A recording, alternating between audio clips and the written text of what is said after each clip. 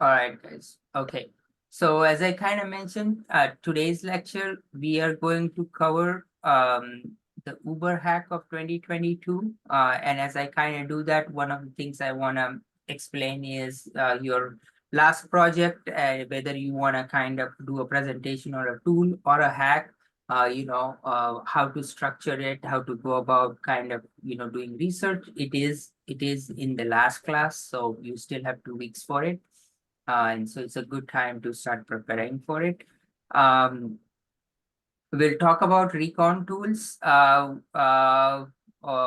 and specifically about open source intelligence, which is abbreviated usually as OSINT, multi-go, showdown, census, things like that.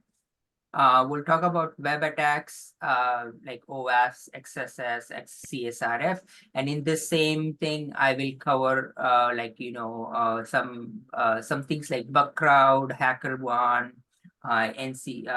NCL, and bunch of other kind of training grounds, as well as community hacking resources, if you will.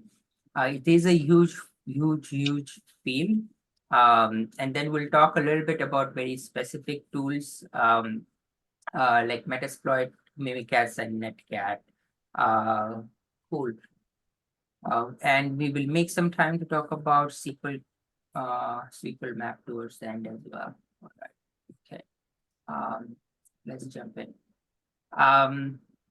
So the Uber hack of 2022, and this is primarily a motivation for what we are going to cover today. So on September 15, 2022, Uber was hacked successfully through social engineering, uh, followed by privilege escalation attack on an internal network. Oh, one of the employees was, account was compromised, and then you use the employee's account, which was compromised through social engineering, to access the internal network of the company, and sort of get root access on their internal machines. Sweet. Um,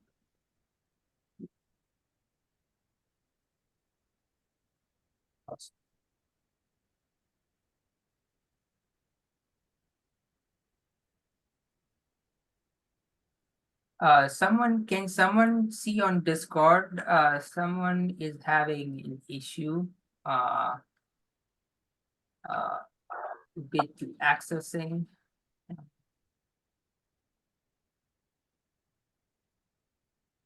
password. Sorry about that. It seems like someone is trying to access the class and he's not able to get in.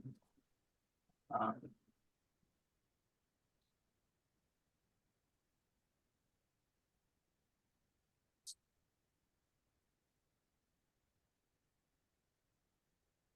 is everyone easily able to join the class? Mhm. Okay, awesome. All right. I think Yes, sir. okay, cool. All right. Okay. Awesome. So so what's social engineering? Can someone explain it in their own words what your understanding of social engineering is? Yeah.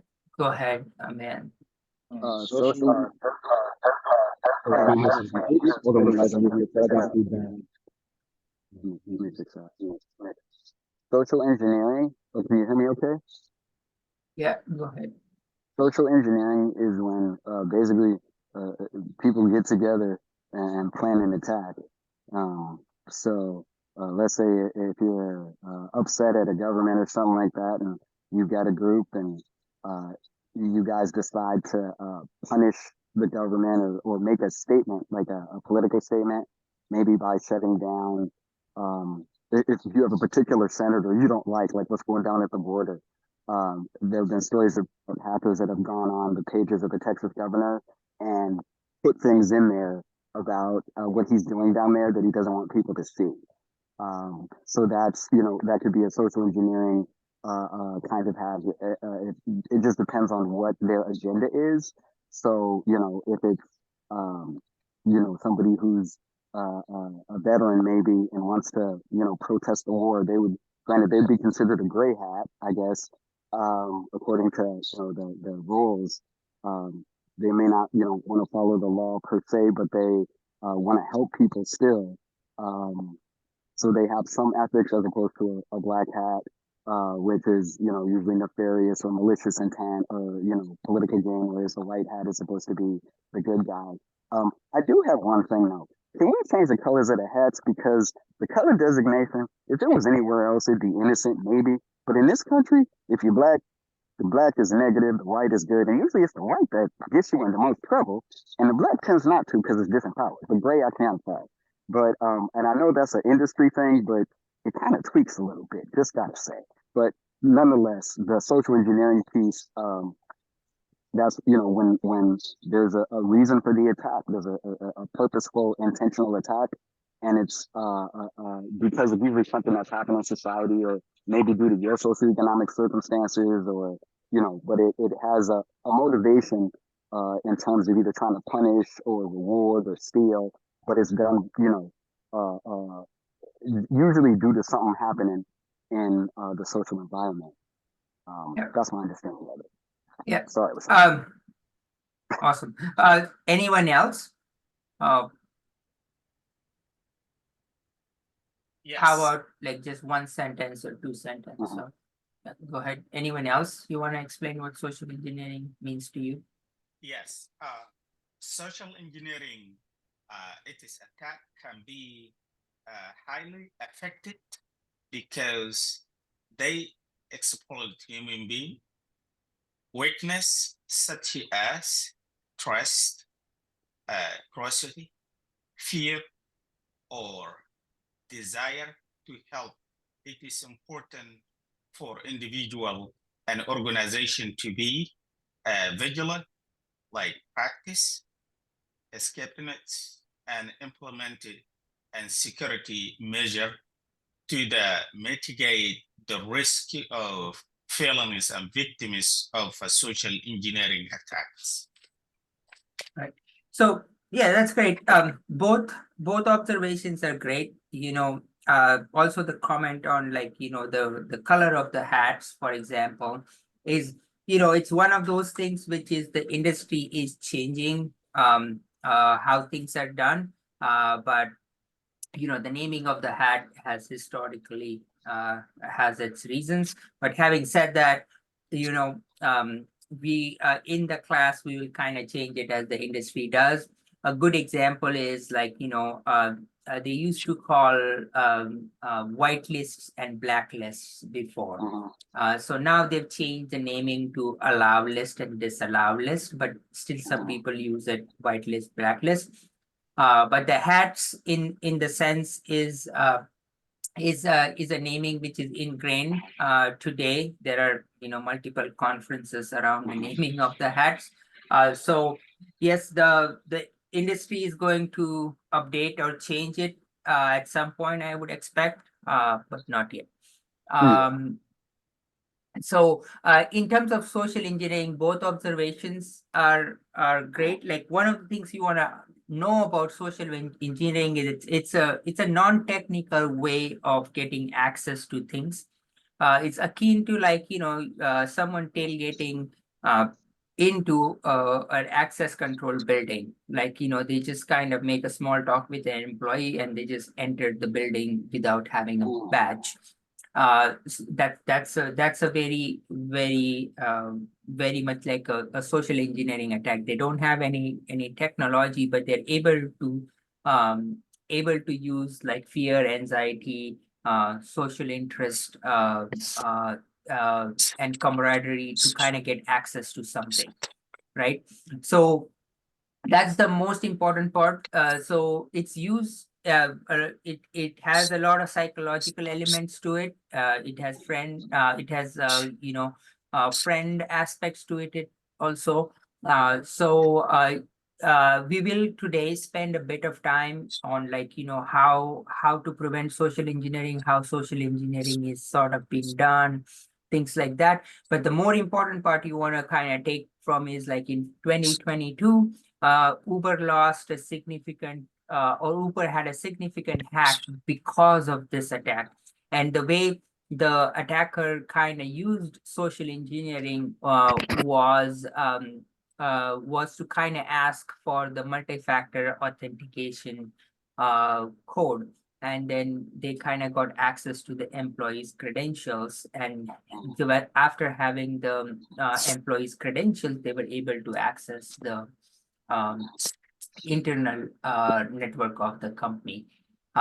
So as if you were to kind of like, present the Uber hack, right? Like, what I kind of, and this is sort of how I want you guys to think of it. And this is going to be your last assignment, is either you present a security tool or you present a lab. And yeah, I prefer if few people want to kind of speak to the class about it, but the way you will do this is you will write a 1 page about it, 1 or 2 pages of a tool, or 1 or 2 pages of the hack. So think of it in the same way for the assignment. So the way you probably want to structure at least the hack part of assignment. So there are two parts to the assignment.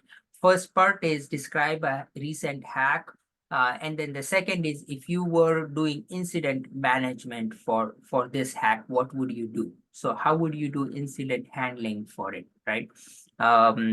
So you want to kind of think, and we'll do the incident handling in class today for Uber hack. But the second important thing which the hackers in Uber's case did was they did privilege escalation. So what is privilege escalation? So as we kind of talked about, in the kill chain, the cyber kill chain, right? Usually as you kind of tried it in the lab, in your second lab as pen tester, right? Like you got access to one person's account, and using his account, you were trying to become the super user on that machine, right? So when you successfully take normal credentials like a normal user and you are able to become a super user, it's called privilege escalation. So just from a regular being able to enter a bank premise, for example, is like, you're able to breach their security. But if you're able to get into the vault, where all the valuables are stored, you've done privilege escalation. You kind of gone from like simple being able to be in the bank to being able to be in the vault of the bank, if you will. So think of it in that way. It's a it is it A lot of times this involves some technology and some techniques. Like we looked at the Linux privilege escalation tools. There are privilege escalation toolkits for pretty much every operating system. And so, in this particular case, and this is kind of how I want you guys to think is, and think and write your hack descriptions as well. Uber's internal network, which was on a VPN, which is VPN stands for virtual private network. The user was able to snoop around files by other employees, and on one file, he saw a PowerShell script, and that script is typically used to automate Windows servers, um, and contain administrative credentials for a service called Thycotic service. So what's this Thycotic service? Thycotic is a privileged access management system.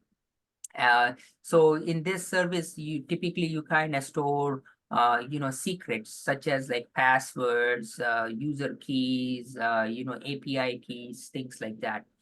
And so he was able to access the script, and since he was able to access the script, he was able to get admin access to all of Uber services.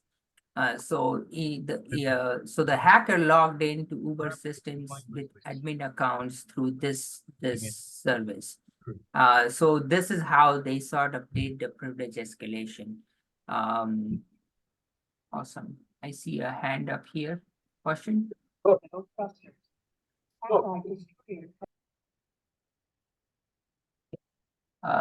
Question? Does anyone For have a some, question? no, but I see that my hand is stuck up. I don't know why. Okay, Uh, that's fine. All right, okay, I that's just fine. wanted to let you know. Okay, yes. All right, sweet. So, that's privilege escalation. And so the attacker was able to get into the one login identity and access management system. And this is used to provide single sign-on for Uber employees. So what does that mean?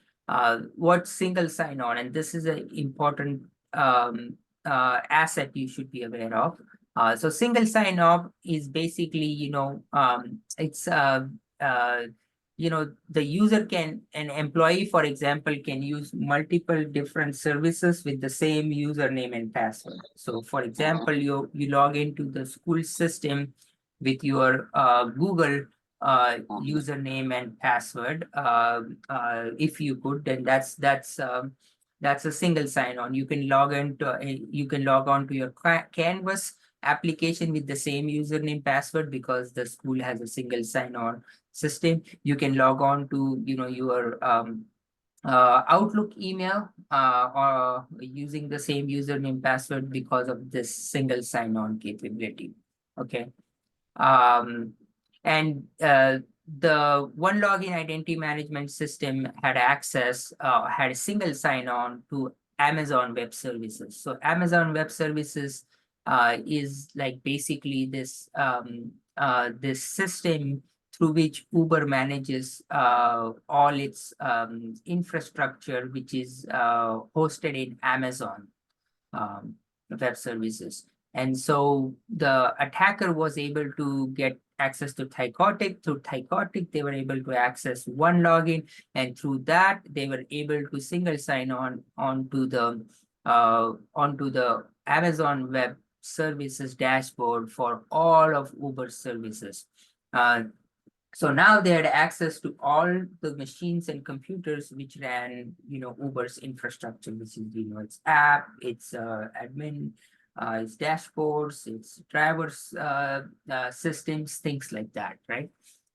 So just from, the chain kind of went from, having the multi-factor authentication through social engineering to having a PowerShell script uh, uh, from just files of that employees to now being able to having access to all Uber's infrastructure in AWS, which is Amazon Web Services.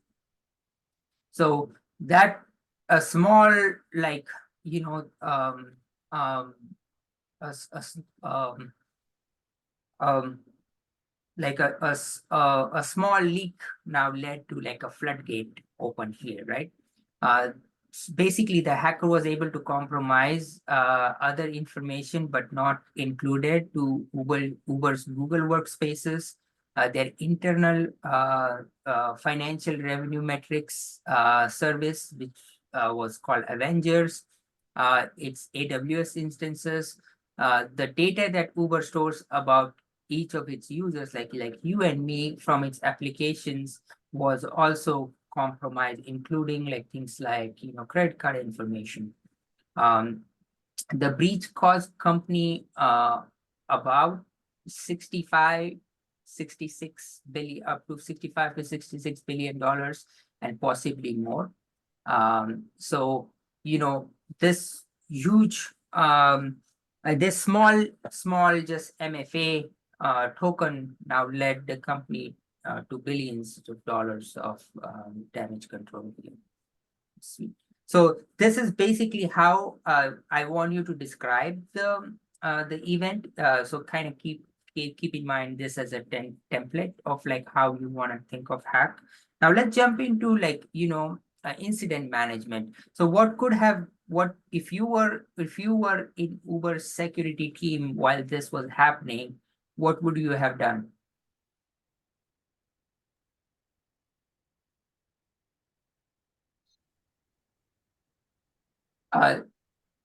Let's give, I'm gonna pick someone who hasn't spoken yet. Oh, that's So fine. how about Nella? I guess for the time, is it possible that you could just pause the accounts for the moment, like have the app not work so that it's less likely that people are having, I don't know, it's hard because if it's already exposed, it's like, what can you do, I guess is. Right. So if you were on the defense of while this attack was ongoing, what would you do? Right. Yeah, that's the question. Right. So and this is a good one. I want to kind of also let's see, what class did we did incident management in the second class, right? Yeah, incident response. So what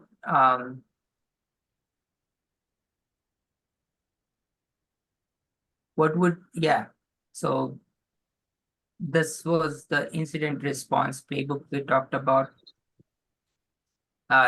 You would detect, you would analyze, you would contain, you would eradicate, and you would recover, right? Mhm. So let's take something which you think you would tackle. Like, how would you follow these steps? I guess more towards the end of these steps, I wouldn't have it so that you could access all that information from one password moving forward. But I guess the beginning gets a little fuzzy for me. So how would you have known that something is up, or like, You're like monitoring the systems right, looking for that flags. Would that be? right, some alarm went off, like, oh, there is like a lot of data being like, being copied, which regularly isn't. Then how would you have contained it?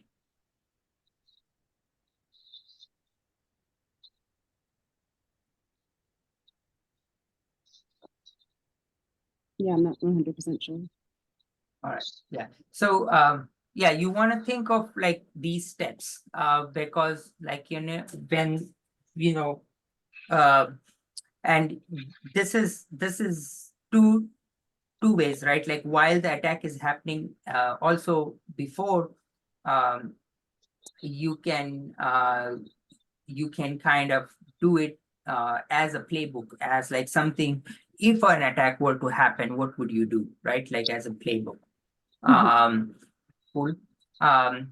So no, that's sort of like, great, but like, what would you do post incident? Let's talk about that, and then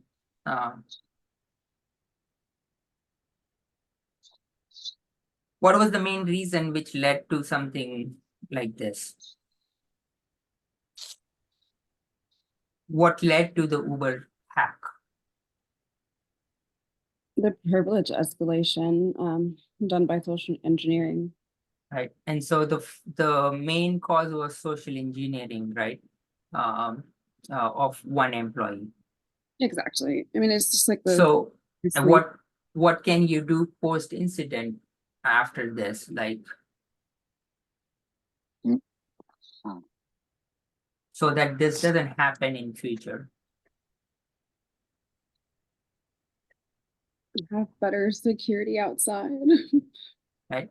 Yeah, so the best thing you could do is education. You can't really, because, and that's the other key point you want to kind of remember, is social engineering is a non-technical attack, right? Like, if someone is tailgating behind you into a facility, the most you can do is train your employees not to let that happen, right?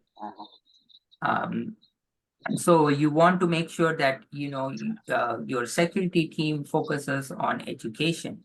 that, hey, don't share your tokens, even if it is like, if it is an urgency, or if it seems urgent, be aware of like who's asking for what kind of deals, right? Yeah. Awesome. Yeah, sweet. Thank you. So anyone else want to give it a shot? Or should I put?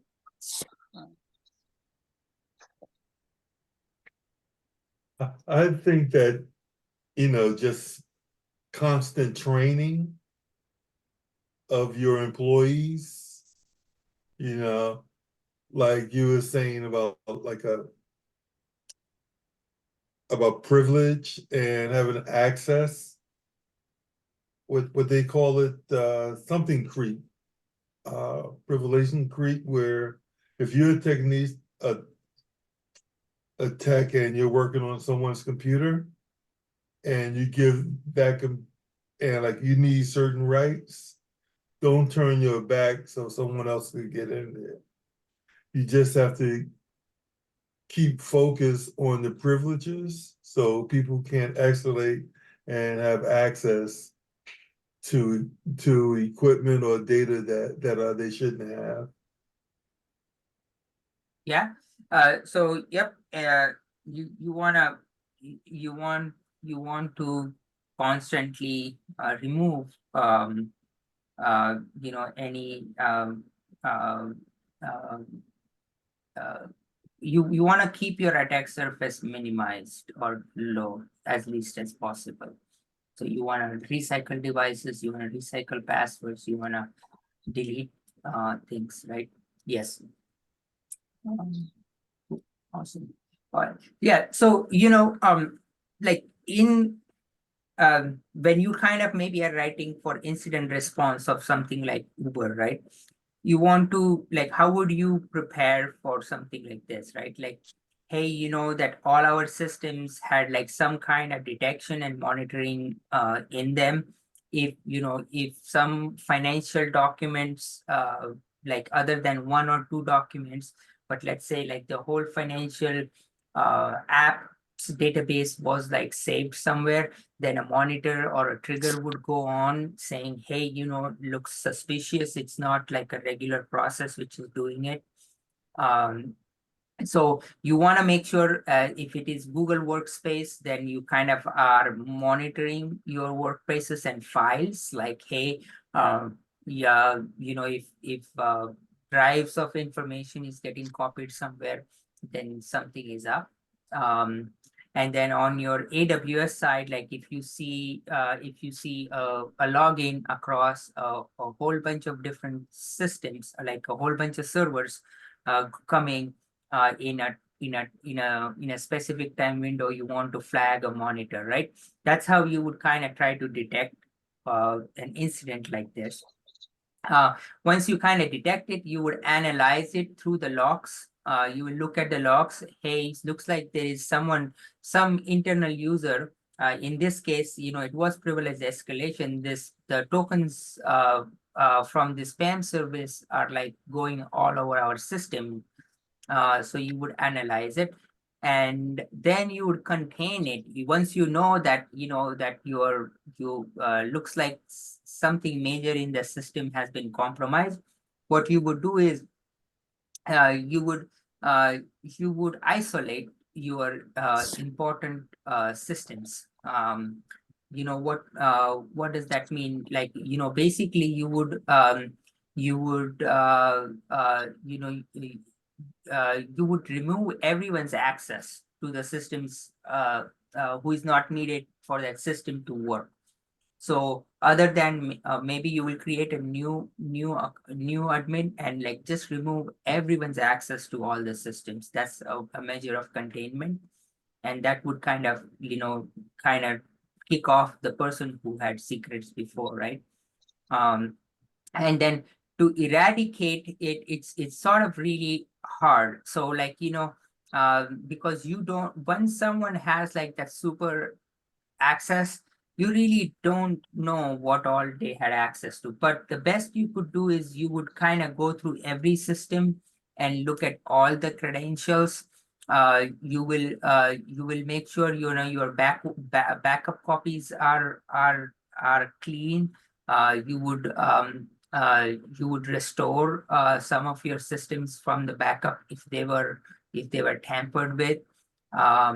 In a system like Uber, which has thousands of servers, right? Like it's really hard to kind of like eradicate, because someone might be sitting on one specific server. So you gradually have to go through all your systems, but you have to kind of do an audit.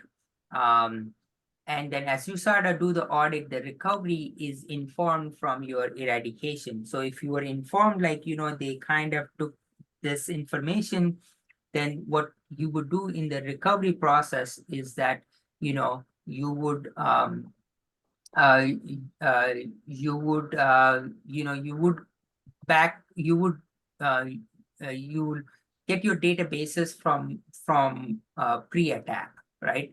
And then you will be very carefully kind of only allow activities which were legitimate after that. So you kind of uh, try to kind of get your system to the state before the attack first, and then play as the attack was progressing and as you kind of eradicated and contained.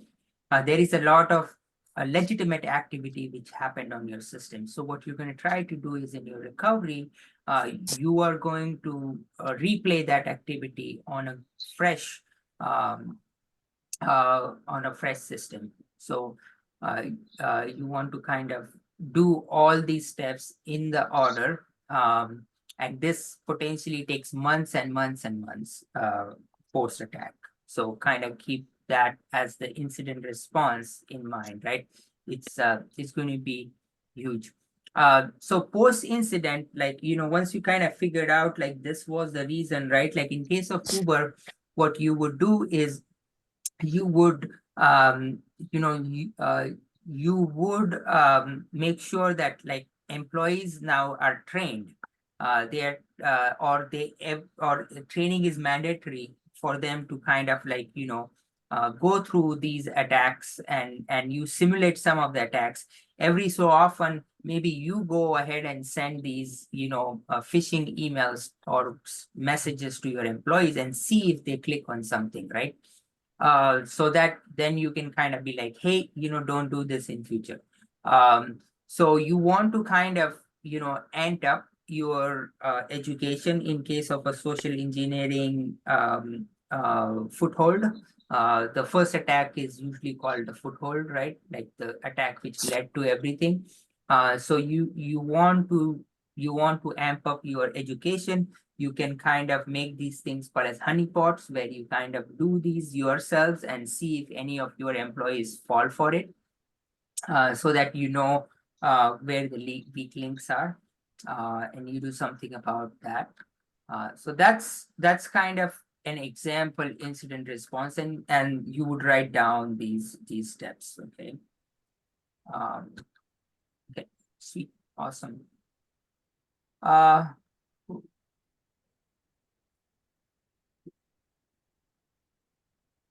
All right, let's do this.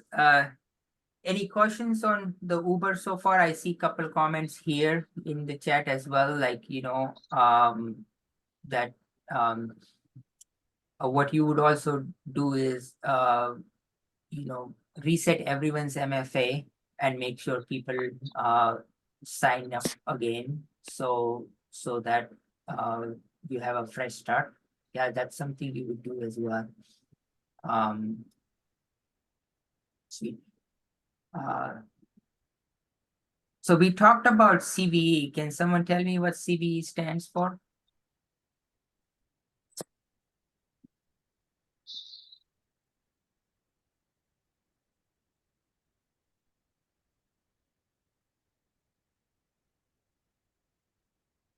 Exposures.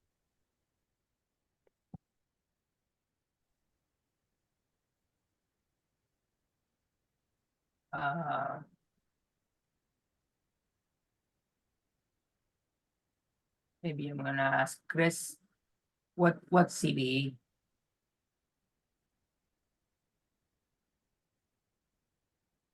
Common vulnerabilities and exposures.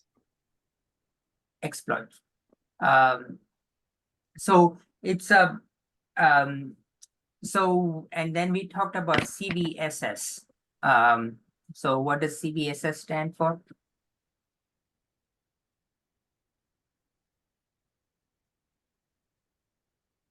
Common Vulnerability Scoring System. Okay, so this is just kind of like reminder, right? Like, you know, the CVEs are maintained by different organizations. So one of the CVE system I'll bring up on your screen is maintained by this MITRE Corporation. Um, so this is Common Vulnerability and Exploits, or sometimes also called enumerations database. And so this is list of all the vulnerabilities which are like, you know, which are available. So let's see. So CVE, there is also a national program which is called it's American, so it's US National Vulnerability Database. It's called NVD, but necessary, and it's maintained by NIST, which is the governing body for national security here. So let's look at National Institute of Standards and Technology. Oh, CV. Let's take a look at CV.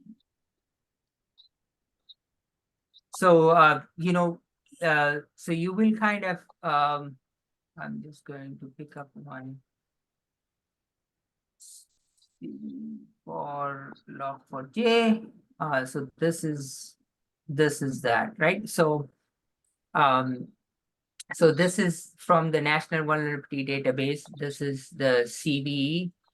Then it has the year 2021, and it has a number. And then this CVE has a score, right? Like this was a CVSS score, and there are different versions of it. It was critical. And then there was like a whole bunch of information in it, right? Like, so this, I just want to recap that, you know, this is important for you to kind of keep in mind that, you know, these are published and these are managed by the security infrastructure around the world, right? And different countries have different CVE databases as well.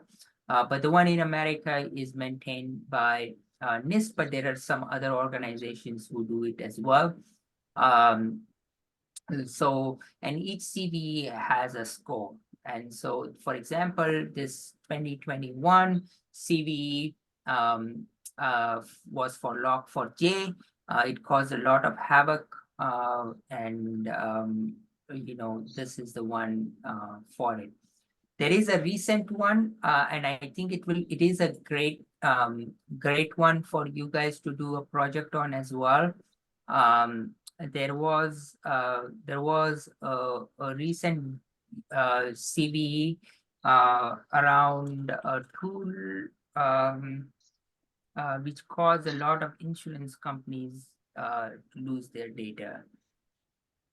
So we send CVE.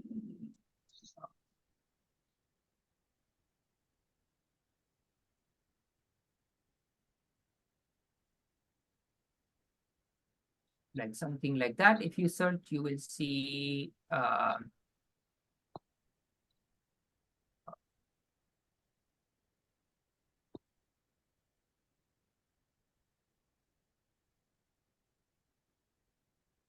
I will post a link. Yeah, move it. There you go. So this one, so move it. So this is a great one. This move it transfer thing caused havoc across the industry. So this is CV, this one, right? And so this is 2023. And so this is the National Vulnerability Database. So it had a cascading effect, and it was in 2023, but you still see a lot of breaches in 2024 happening from this CVE. So if you were like an IT or a security team of some company which is in insurance, the first thing you would do is, once this thing is out, is you would make sure that all your systems are kind of patched against it, and you do a very thorough cleanup. And we talked about like one of the breaches which happened because the IT team didn't do their job, right? And the security team didn't do its job of patching. So this is a SQL injection vulnerability. And the reason I bring it up is this is the second thing we'll talk about in the web attacks today, right? And we looked at SQL map in last class, right? So this family of vulnerabilities is happening because of like exploits in how systems handle SQL. So this is one which, you know, even today you will see a lot of companies being exposed to. So this is sort of how you keep on top of things, but this is the mechanics of like the defense, right? Cool. I still have okay. Lab is due. This is not right. Well, March 1st. Lab 4. And quiz 3 is day from 1 p.m. till Sunday. Okay. All right. Okay. So this is a bit of recap on elements of pen testing. This is you know, in pen testing you do planning, scoping, information gathering, you do attacks and exploits, and then tools. This was the first lecture we talked about stages of pen testing. And in this lecture, we'll talk about the first phase, a little bit more detail on like reconnaissance. So before we do that, we're gonna take a 10-minute break. And when we come back, we'll talk about tools for reconnaissance. Okay. So let's take a 10-minute break now. And when we come back, we'll talk about recon tools, and we'll talk about OSN specifically. All right. Let me pause the recording and I'll.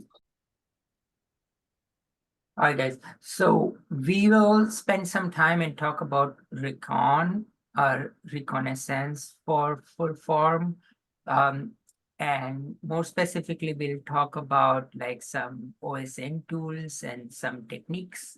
This is a potpourri of techniques for getting more information. And there is always a lot more specialization in each of these tools as well as the areas. We'll cover a little bit here. Okay. So when we kind of say reconnaissance, the goal is to find the most efficient way to attack. Like, you know, and there are several ways to do it. I will start my Kali VM here for a minute.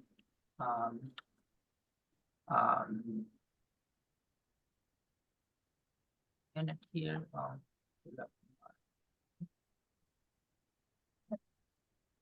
And so there is an extensive tool called Multigo, which ships with Kali Linux. But there is a lot of it you can do without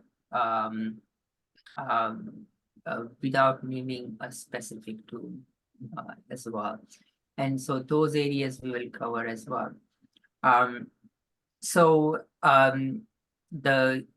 You can just do a lot with Google itself.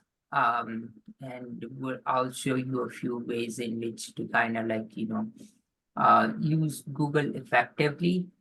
We'll talk about data recon, we'll talk about social recon, and then a few communities for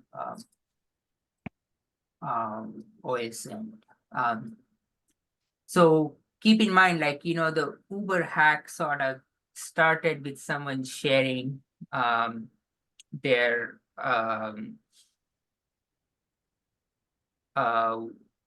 one-time password, OTP, or their token, right? Through a social attack, right? So how do these social attackers actually get to you? So can someone tell me, like, what did these guys kind of might have done? Like, oh, we need to find a person working at Uber. How did they get to an employee?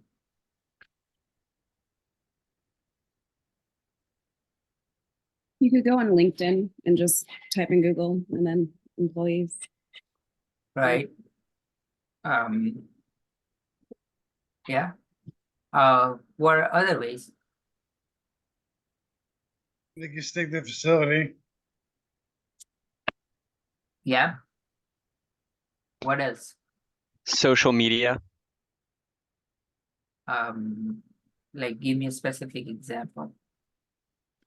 You could look up events, or if you know one person who works there, they might post other people or family members. You can find out personal details about them that might allow you to pretend that you're someone they know. Right. Yeah, great. What else? Well, like the company website basically. I mean, and I believe each company website has their own type of currency where they boast their team basically members, which you could look that up as well. Yeah, that's right. What else? How about pretending I'm a Uber customer, I'm a driver or whatever, and I'm having issues with my app, and support will probably help me on that, and then get to know some people in there, and then call them back to get more information. Yeah, no, that's right. So for whichever way you find the person, right? Like, what are if you're trying to attack them, what did you really wanted to get?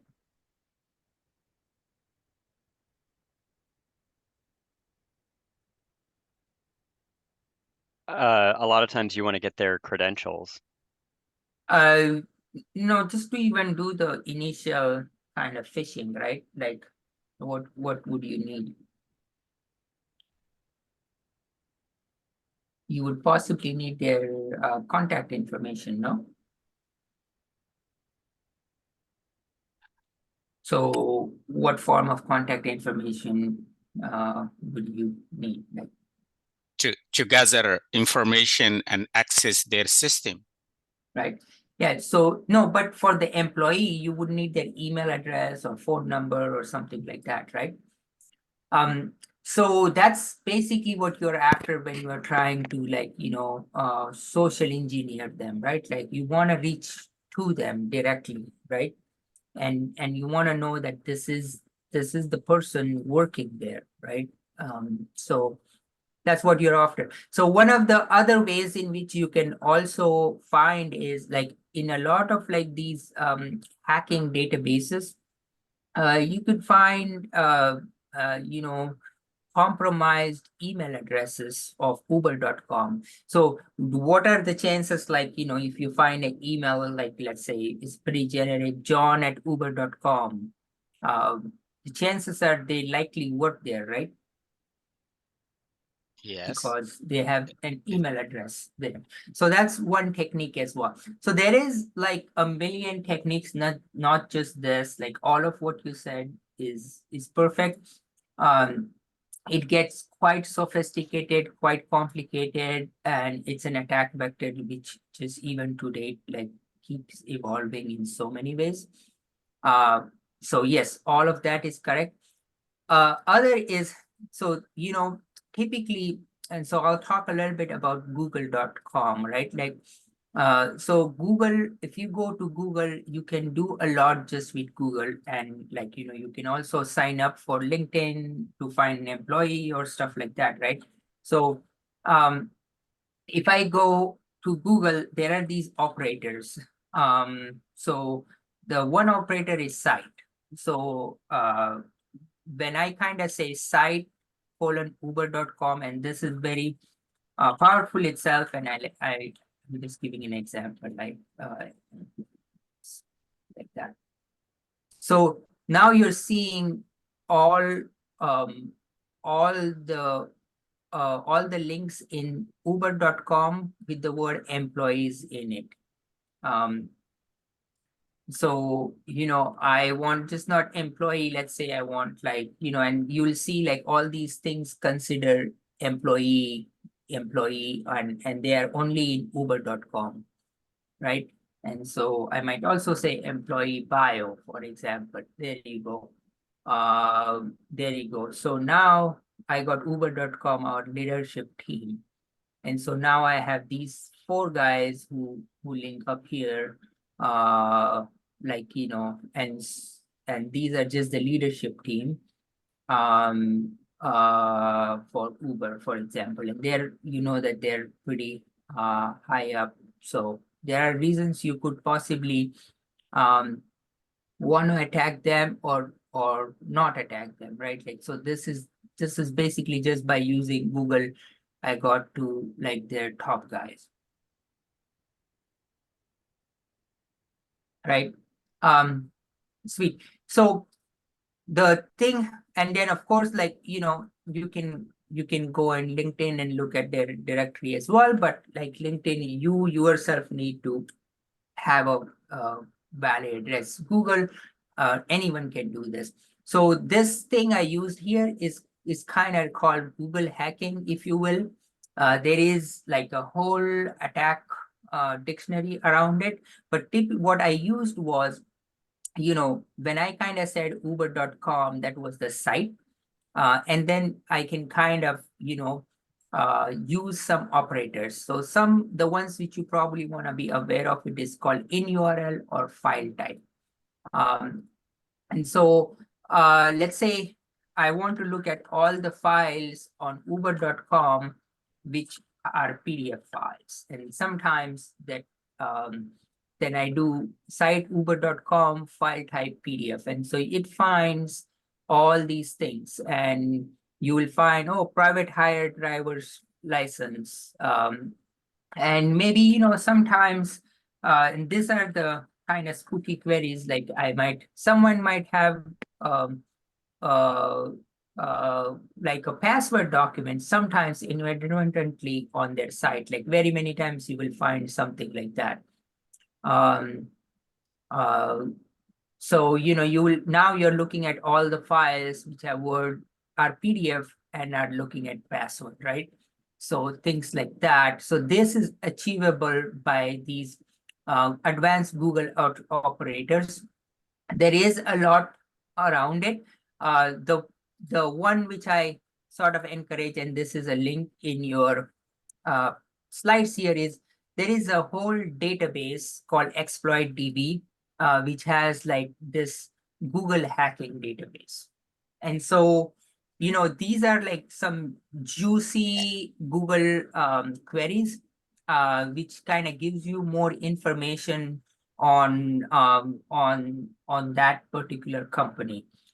So let's say, I'm looking at, I'm looking at vulnerable servers at a company, right? And so this is the query. The query is in URL encryption.txt, for example. So I'm just gonna say, site uber.com in URL anything. Is there such a thing? Okay, there is no such thing. So, so these are like all these queries which have known to kind of give interesting interesting information about a company. Let's say if in title, if there is something like, this. So the way you will recite uber.com in title, okay, they don't do open. So you sort of have this kind of like a whole database of interesting queries you can do. And so, index of Docker. So this might be interesting. Let's see, if this if I kind of hit on something like that. Oh, there you go. Yeah.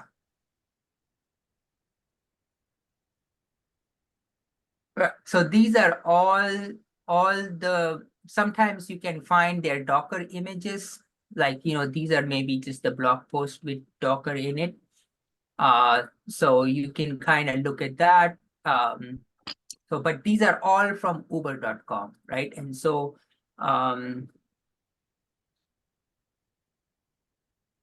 so this is a very, let's see,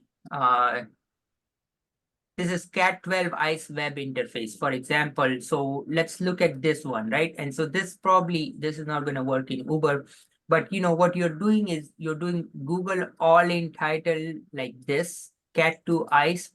And so what this kind of gives is all the pages containing login portals at Uber, because it's just not uber.com, which you and me see, but they have a whole bunch of, like systems underneath it, which they are using to manage it, right? And so these Google queries kind of help you, very easily discover them. And so this is a way.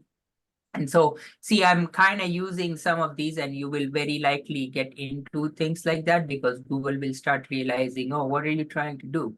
Again, like, I'm not trying to harm the company, but I am basically, and I know that these queries are not going to do much. So don't do this on any system you don't have permission for, because of the things we talked about last time, right? There is a lot around ethics. So this is like a whole whole world by itself. People spend like days and years on trying to perfect like these Google queries, and this is a pretty good authoritative list of Google hacking queries, and you can kind of see it's very up to date. Even in 2024 they have Google hacking queries, like maybe I can look at like if there is an auditing text on this on uber.com. Okay, no, nothing. So this is a technique which is very, very useful. It's underutilized, but it's very powerful, and there is like a whole term for it called Google hacking. And exploit DB is like this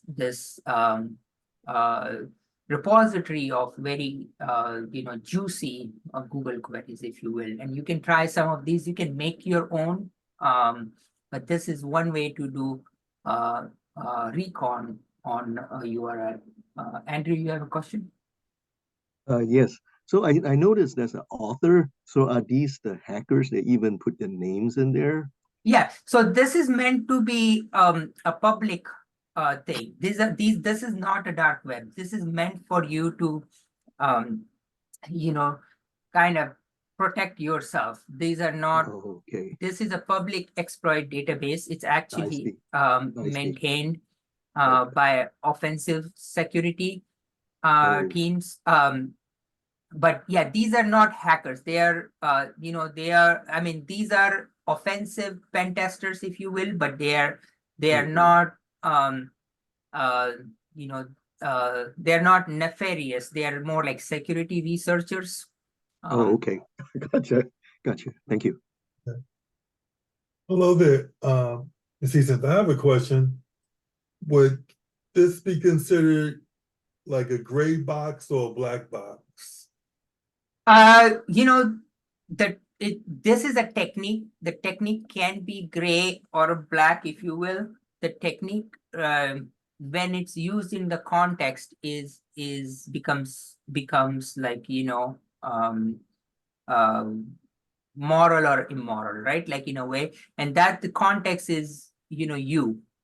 So last week we kind of did the whole um exercise about like, what would you consider it's legal or illegal kind of deal, right? So this is just a tool. So this is not but if you do this tool on like something you don't have access to, or something you kind of, for example, you go to merit.edu and you've somehow found a password file, and then through Google, and you start using it when you actually didn't have permission for those passwords, then it's considered to be like a illegal thing, and you might get charged for something like that.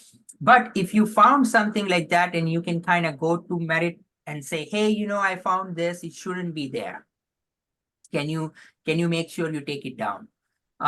Then that's not that's not offensive.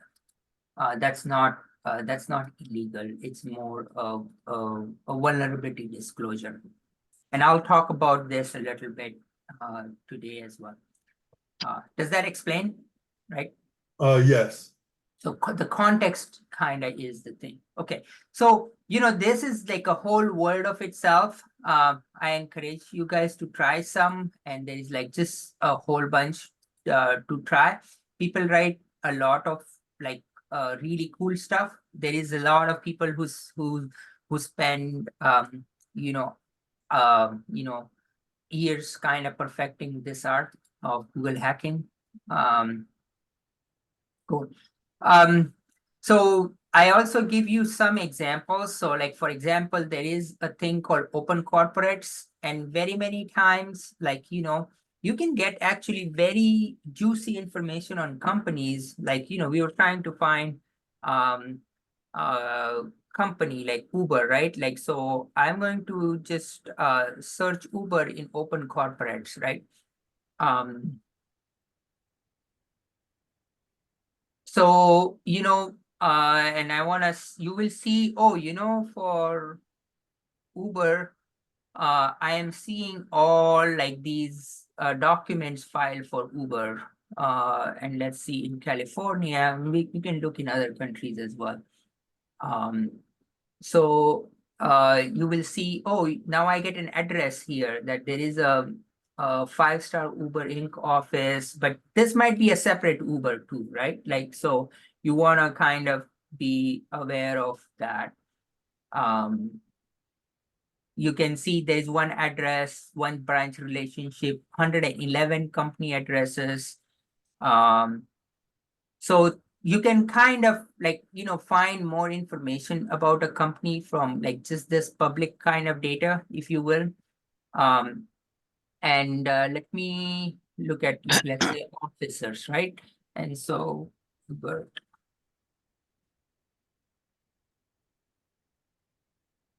Yeah.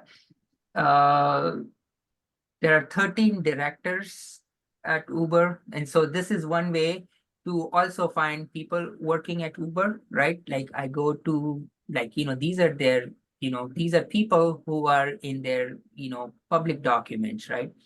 So, also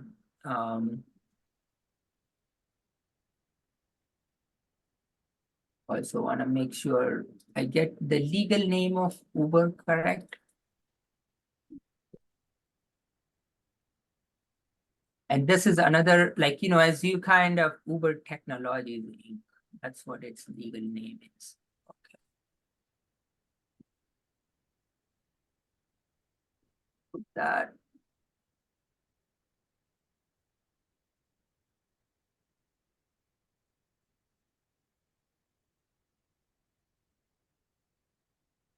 Okay, there you go. We found it. So address, company address. Yeah, there you go. It's only one. This is the company number, previous company numbers, incorporation. So you will find like, a whole bunch of information on that. And from here, very many times you will find corporate officers of the company. So one interesting part, like, for example, like, and this is kind of where, like, the hackers are very, very sophisticated. And over years, they perfect their art in that way too. So, they're not going to go target, like, IT directors and such from Uber, right? They're going to go and try to find, oh, who is their finance counselor? Who is there? Because chances are they might not be very technically savvy, right? But they do have access to a lot of companies' higher resources. And so how would you find a finance person? Okay, they probably are in the company's legal documents kind of deal, right? So there is like a chain of thinking like that. Sometimes people use a lot. And so you want to kind of think in that way. So, there's no one way in that, but basically, this is sort of like that kind of weird convoluted way of like how people get targeted, right? Like, and then there is like a whole terminology around it, right? Like, whether they are fished or they are spear fished and things like that. Okay, so kind of keep that in mind. There is like a whole paper around this, but published by it's a little bit dated, but it is authoritative in a way. It was published by US intelligence around like, what kind of OS activities they are seeing. I have a link to it. It is called APT 22.9. It is, I'll just read this one, right?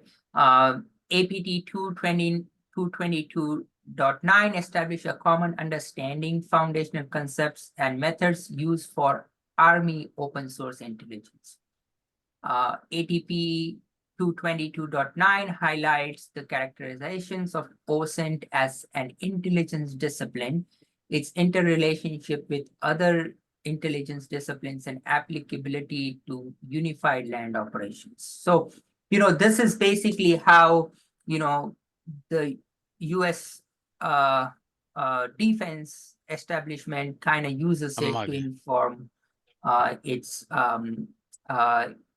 intelligence operations. So this is quite like, authoritative in a way. Like, this is actually, they coach people into it, they do this. So you kind of get an idea of like what is possible and what's public, right? This is a public document they have published, how they do it.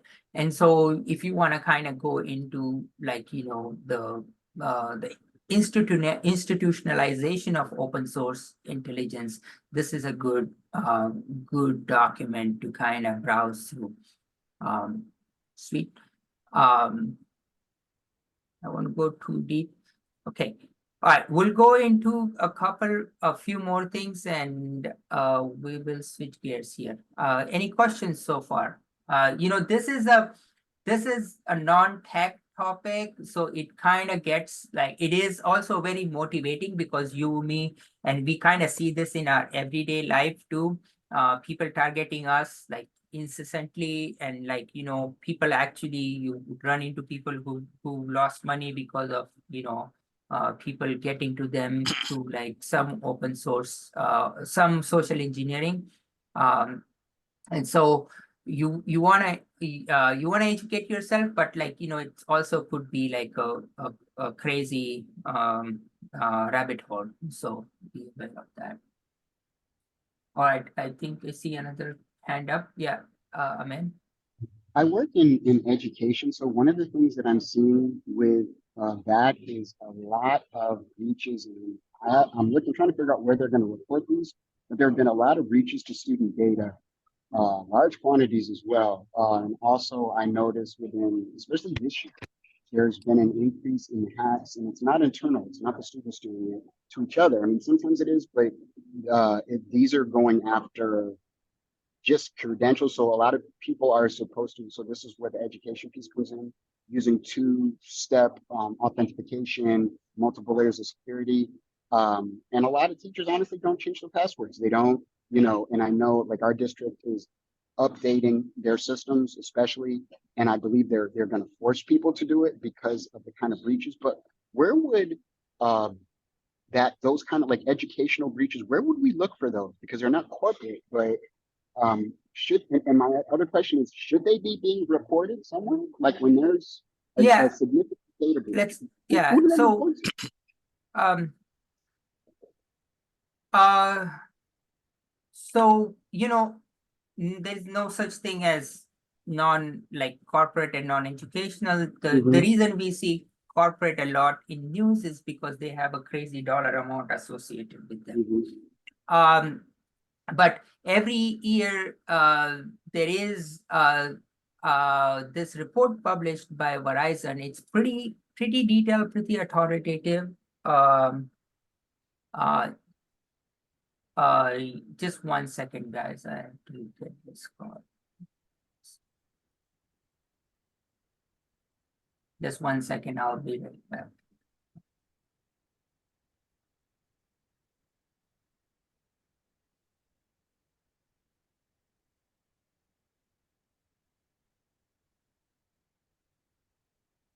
Hello?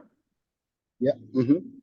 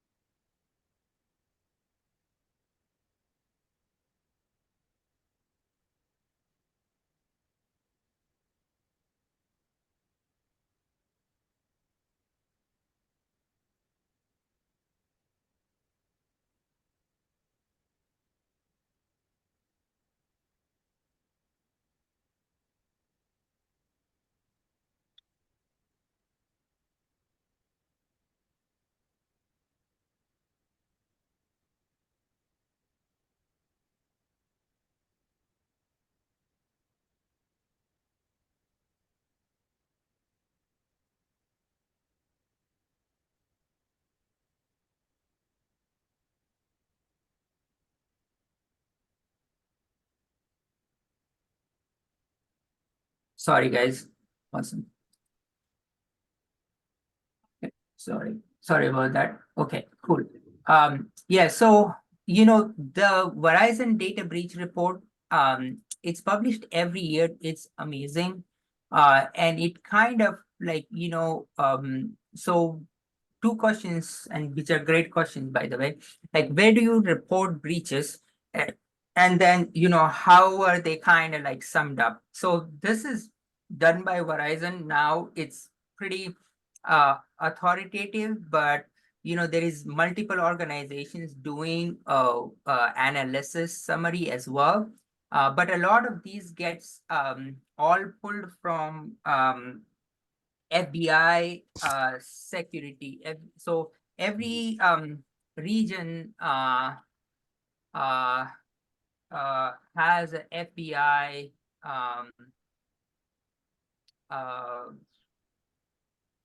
uh, FBI cell, FBI or cyber incident. So FBI is like, if you want to the place where you want to do incident reporting is FBI. Local for it has an Internet Crime Complaint Center, IC3. That's kind of where you would file a complaint of whatever cyber crime, from like individuals to companies, all of them. Okay. But chances are like they really don't do much, because they, as you can imagine, they probably get millions of reports. But this is the official one. You can escalate it to your local police department as well. So everyone kind of is now sort of somewhat trained into cybercrime. So just the regular law enforcement authorities you can start with. Okay. The only reason why I ask is if you work for an organization that doesn't want people to know, so I mean, it's sad to say, but to protect themselves, they'll put the students at risk, and the kind of information that the one just happened recently where I'm at. and the kind of information that are in the kids' files are anything from paternity, health, social security, family, private finances, like all, you know, other than their transcripts, their personal, where they live physically.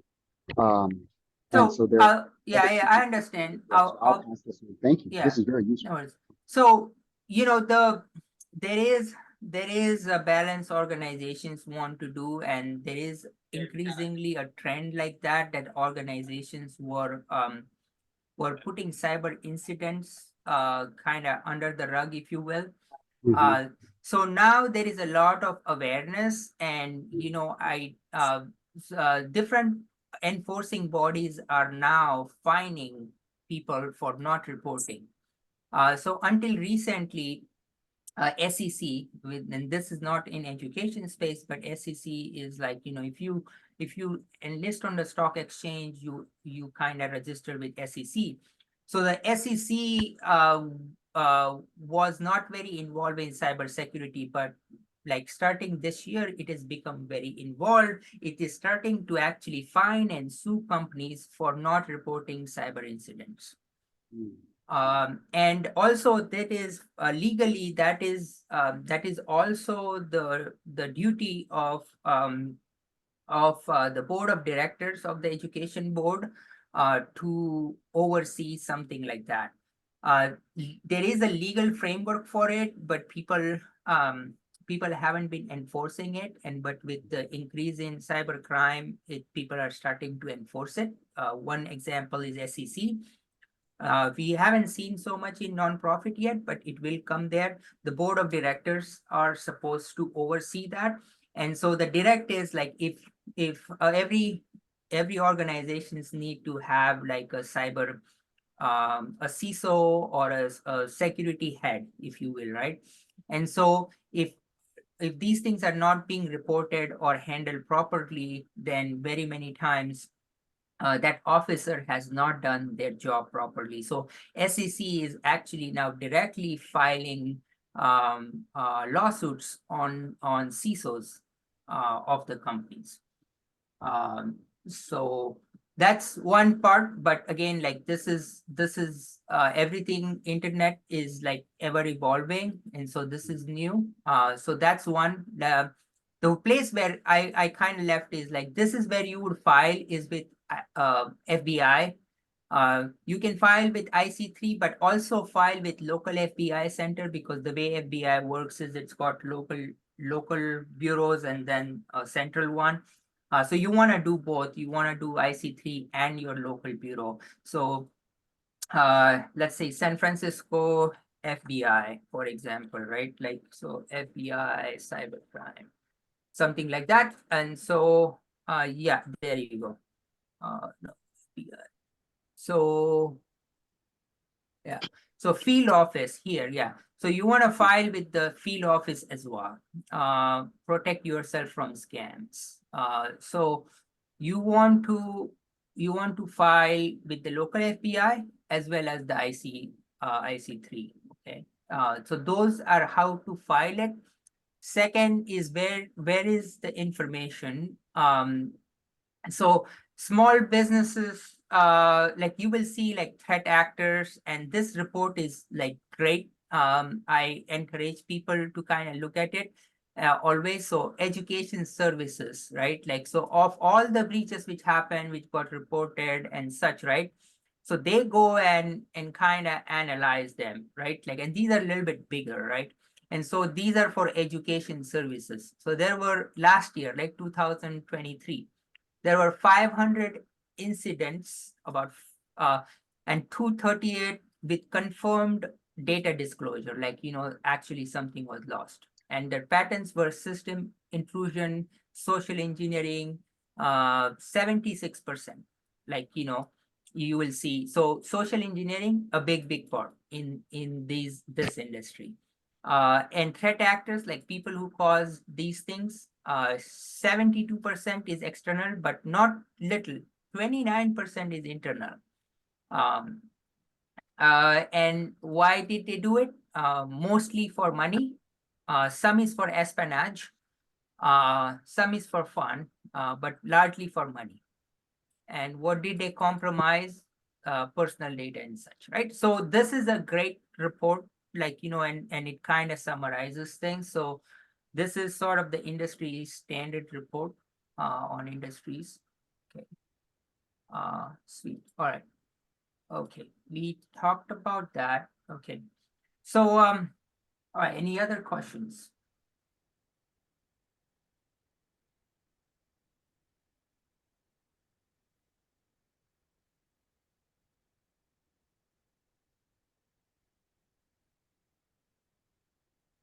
All right, okay, we'll keep going. So, so there is a lot of tools in this arsenal, and I'll kind of show a couple which are important. So the one look at that paper, the OSINT framework. This is a great framework, and it is in your slides. And then there is a lot of and you do have like a lab on this. It's a pretty interesting lab, and I'll show you a few new tools on this as well, which use AI and such. So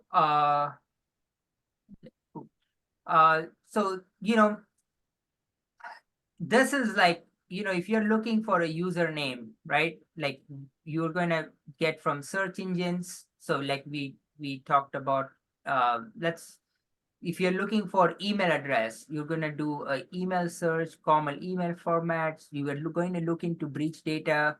So, if you want information, right, like these are the ways from where you can find it. So like, let's say you run out of ideas, right, of like, to look places. Then you look at this. So there is, for example, breach data, right? Like I'm going to go to dhashed. And so dhashed is interesting. It's basically, it kind of all the hacks which have happened.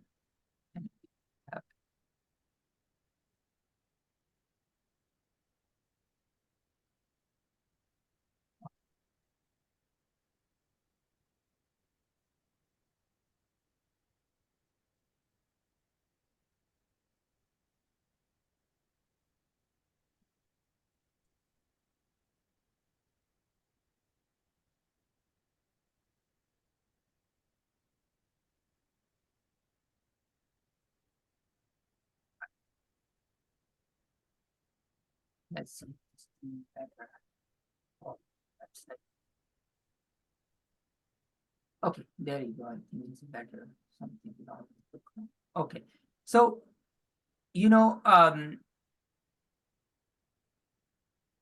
so I am looking for email.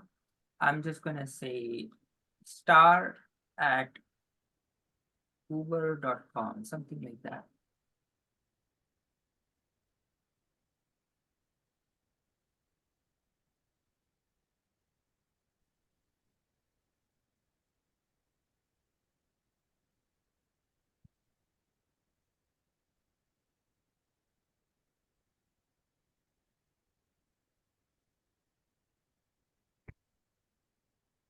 I'll just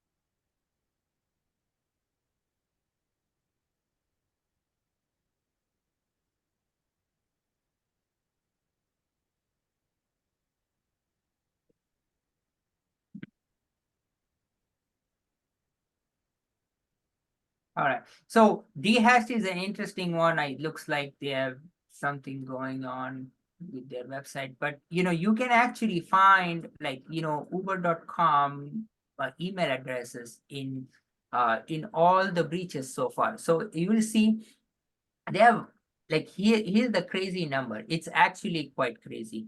14 billion compromised assets. We only have 8 billion humans, maybe 9. We have 14 billion compromised assets in this list. And so these are basically, you know, these password dumps from all these different like different sources. And so, you know, these give you an idea of like, you know, what was compromised for people. And that's like, you know, there is other one. Yeah, I think they bought. Okay. All right. Let's see. Maybe this one is going to work. That was weird. Okay. I'm just going to use email address, right? I'm going to say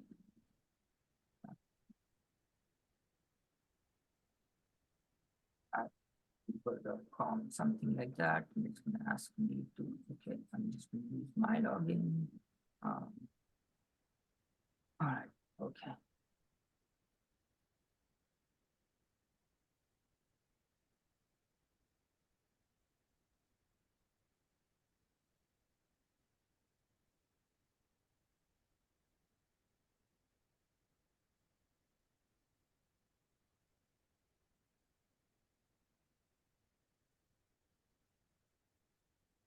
So apparently looks like they are getting hacked quite a bit. So they are, or they're being scraped quite a bit. So they kind of went under like, you know, that.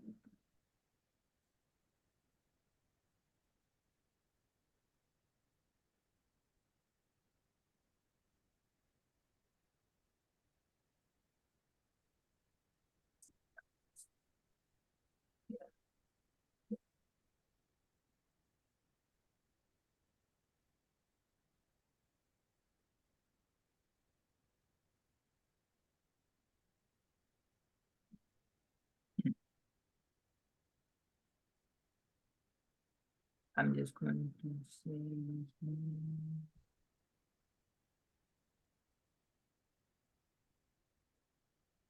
Professor, I just typed in Yeah. Uber and it Yeah. shows me something. It says data available but hidden. If you Yeah, just it type in won't. Yeah, Uber, it's not gonna. Yeah, so yeah, if you search on domain uber.com, here's what it's on. It found Gotcha. 583 like compromised like names, right? Yes. And you know, this this is sort of, you know, these are like, and you can kind of pay them and you know, look at all these things, right? And so but these are not like, you know, that they came up with or they are scraping it, like they just found it from these all back dumps, right? And so there is Ashley, which is also interesting. Okay. um so this is very specific to Ashley Madison hack, which is very, very crazy. So, you know, you, and then you're all probably familiar with Have I Been Pawned? If you put in your email address here, chances are like even my email addresses, there is like a lot of like, you know, compromised passwords, if you will. So, you know, that's the fact of today, is just like, you know, this is kind of sadly the world we've kind of gotten ourselves into. But this is what attackers use a lot. And then you will see like, you know, there is a global terrorism data. You can see dark web, you can go on like Tor, like, you know, things like that to kind of get underground forums and things like that. And then, you know, you will see a whole bunch of like, you know, so the way like the way a lot of these threat actors operate is like, you know, on LinkedIn, for example, right? They're not using their own name, and like they create fake profiles, or they kind of buy profiles from people who curated them for a while, right? So this is sort of how they operate, like, you know, and then they'll kind of send you all these random friend requests, right? And then they will increase their network like that.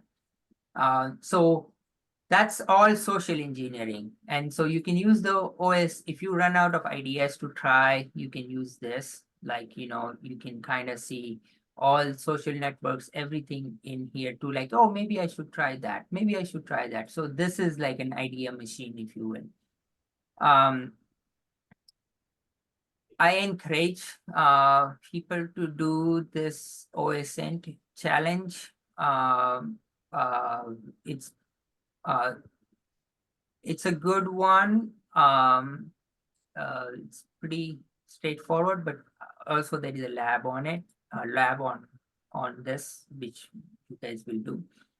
Okay, last but not least, there is like metadata for your photos, right? And so you can go metadata to go, or there is a website called accept dot tool accept.tools. So if you upload a photo, because a lot of people, I'm just gonna add it here. This is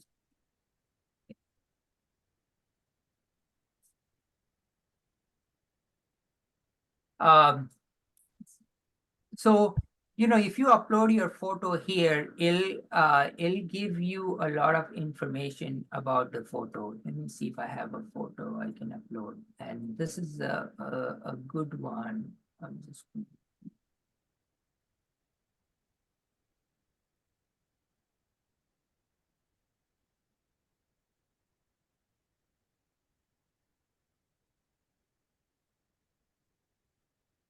just going to use an AI generated one, just to kind of give you guys an idea of okay. So this was generated by an AI, but what the thing kind of gives you is like, when was this photo? This is the EXIF data. This is the data recorded by the camera when it's taken. Since this is AI generated, most of it is like doesn't matter. But very many times what you can find in the data is like what location it was taken, what was things around. So you can use that information to find a lot more about the person and the photo. And so that's why a lot of times, like, when people find photos on social media or people upload photos on social media, you have to be very careful on like what information you're giving to other people, because it's just not your friends who are looking at it. It might be potential attackers who are looking at it. Okay. Okay. So you do have a lab on this, so the lab is pretty good introduction. And then the last but not least, if you want to learn more, join this Reddit community OSN. It's pretty active. But again, like, this whole is a world by itself. I am going to show you a tool called Multigo on Kali Linux. It's my Kali install here. So what Multigo, I'm going to start from scratch here. If you go on Kali, again, like, you don't have to have Kali installed, but I'm just showing it to you for running. This is a community edition. It has a lot of modules. So all the things we talked about from the OSN framework perspective, you can somehow find them in Multigo as well, but it's a good entry level tool. You can kind of use, your uh, uh, you can use API keys from different people. You can use data from different people in Multigo. And then, you can get yourself set up with the different tool sets. So you kind of do that. They have like these different kind of, flows, if you will. They have the investigate flow. So I'm going to say, I'm going to investigate, and I am going to search for, like, email addresses, and then I'm going to add a new entity type, and I'm going to say,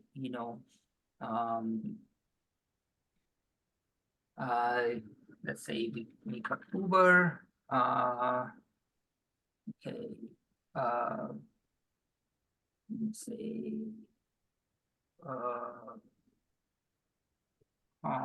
Uber base entity.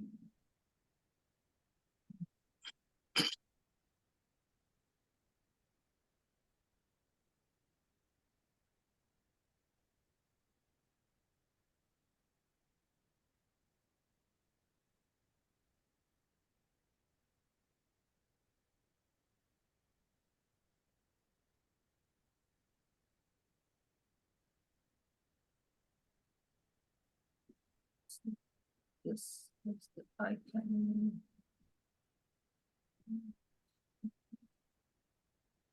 Next.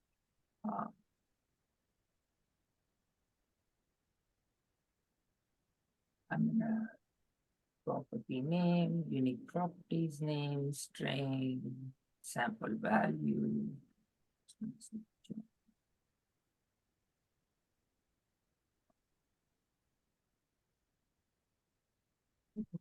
So you can kind of create your entity. And then, you basically work on this entity to create more information. I'm not going to kind of do that because it takes a fair bit of time. So, now you have added your company, Uber, and then you can kind of, add, investigate it, right? Like you can kind of keep adding different modules to it. But basically, you can think of that OS int chart I showed. Over time, you can use this tool bench in Multigo to kind of get more information, to do recon on that particular entity. And it will kind of give you a graph, like, okay, these people are related, that's related sort of stuff. So you want to think of it that way. Okay. So I have the community, and they have a free version of the community edition. So this is a easy to use tool relatively. It spans a lot of different domains. But basically it helps you get information on an entity. So this is the main tab, like an entity. And you can add different investigations to it. Like, hey, now I'm looking at email addresses. Now I'm looking at Bitcoin addresses. Now I'm looking at, their MySpace or Facebook or whatever. And then it enriches that entity with that, and it'll show you a graph. It is slow. It does take a lot of effort. So just sort of take it with a grain of salt. Don't kind of go, it's not point click. So that's why I just introduced the tool. But like really what you should first start with is the techniques which I showed you. Like, do everything manually, then you can automate it with something like Multigo. Like I just added uber.com, but you can add IP addresses and such as well. Sweet. Okay. So that's Multigo. It's comprehensive. It offers real-time data mining and info gathering. It makes like a graph for it. It is used by teams doing open source intelligence and forensics. So it is popular. Sweet. I will switch into Shodan and census, both of which are part of this. And then I'll talk about NCL. I'm going to take these out, challenges. I'm going to add bug crowd.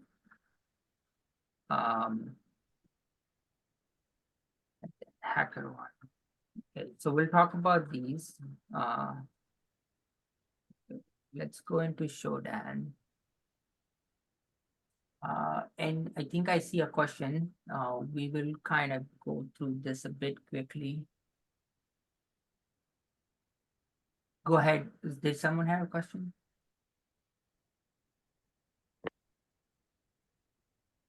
No. Okay. All right, I'll keep. So Shodan. So what I showed you with Google, this sort of interesting thing. And this will kind of come in a lot of for like, especially for NCL and such like things like that. So Shodan is a search engine, but it is for Internet of Things. So this is Shodan. I think you can possibly get a student account, which is pretty, lifetime account is like $5 or something. But you don't have to. I'll show you a couple things which is very interesting in Shodan. So once I log in, okay. So you will see, like, it's a search engine for internet devices, right? And so what does that mean? That means like it'll show you like everything connected to internet. It goes and scans the Internet of Things. So what does that Internet of Things means? It means like printers, it means cameras, it means these devices like, in your house or in your factory, or like, in an institution, which are connected to the internet, which also means servers and such, right? Or so it basically has, it's kind of, think of it, if someone ran Nmap on the whole internet and stored that data, what would that look like? That's basically what it is, right? And so what can you do with it? So what you can do with it is a lot of things. You can kind of, you can you can search for specific uh, uh, things. Let me give you an example. I'm just going to search, show that. I'm going to search. I'm searching for cameras in the country US, kind of like Google. It has its own little query language, and on port 443. And so let's see if, there it is. So it found cameras in US on this port. This is a secure port, so I don't want to show insecure ones in in in the country. So here you will see it found cameras. It right now found 30 cameras on that port by the city. Let's see, Santa Clara. There is one in Santa Clara. Here it is hosted on DigitalOcean. It's on cloud, and this is the IP of that camera. So I can say like that. It kind of is assigned to that. You can also remove this, and you can kind of say like unsecure cameras. So this camera is moved. So you can do stuff like that. This is a network camera at port 81. It is not secure. So very many times you can actually hack into this camera. So that's why, you have to be aware, right? Like, what could be done. There was like again, looks like all these are insecure new Spectra cameras floating around, and people can actually hack into them and use them. And there is like a lot of bots which do that. So this collective blend camera regular view. So you can kind of see that.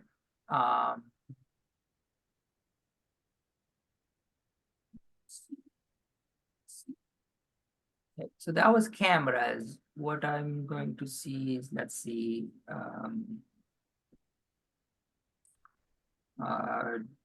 devices. Just in,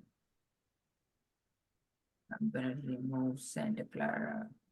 So you can do stuff like this with Shodan, and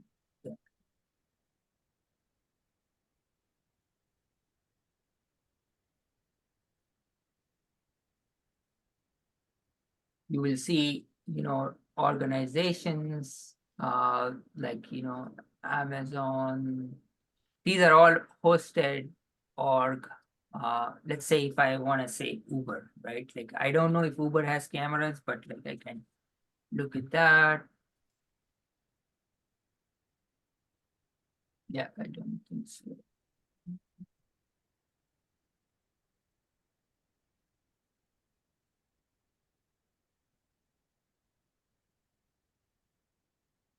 So you can do basically Internet of Things. Let me see.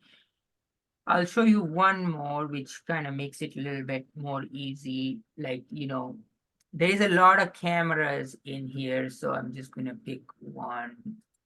So this is one query by which you kind of see the cameras.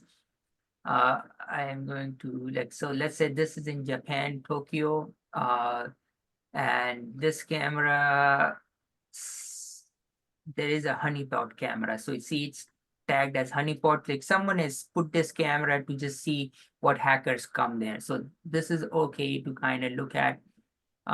So basically, organizations do deploy these things called as honeypots, and these are marked by them already that, look, these are just deployed to catch all the people trying to spoof onto our networks and see, and just kind of see who is trying to look at your stuff.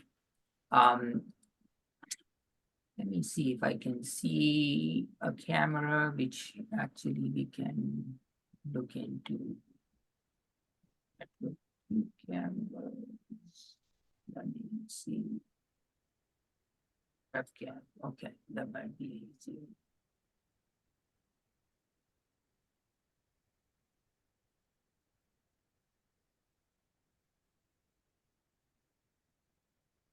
All right, so you see these are Megion IP cameras who have a default username and password admin. So, all right. Okay, this is, yeah, so you can.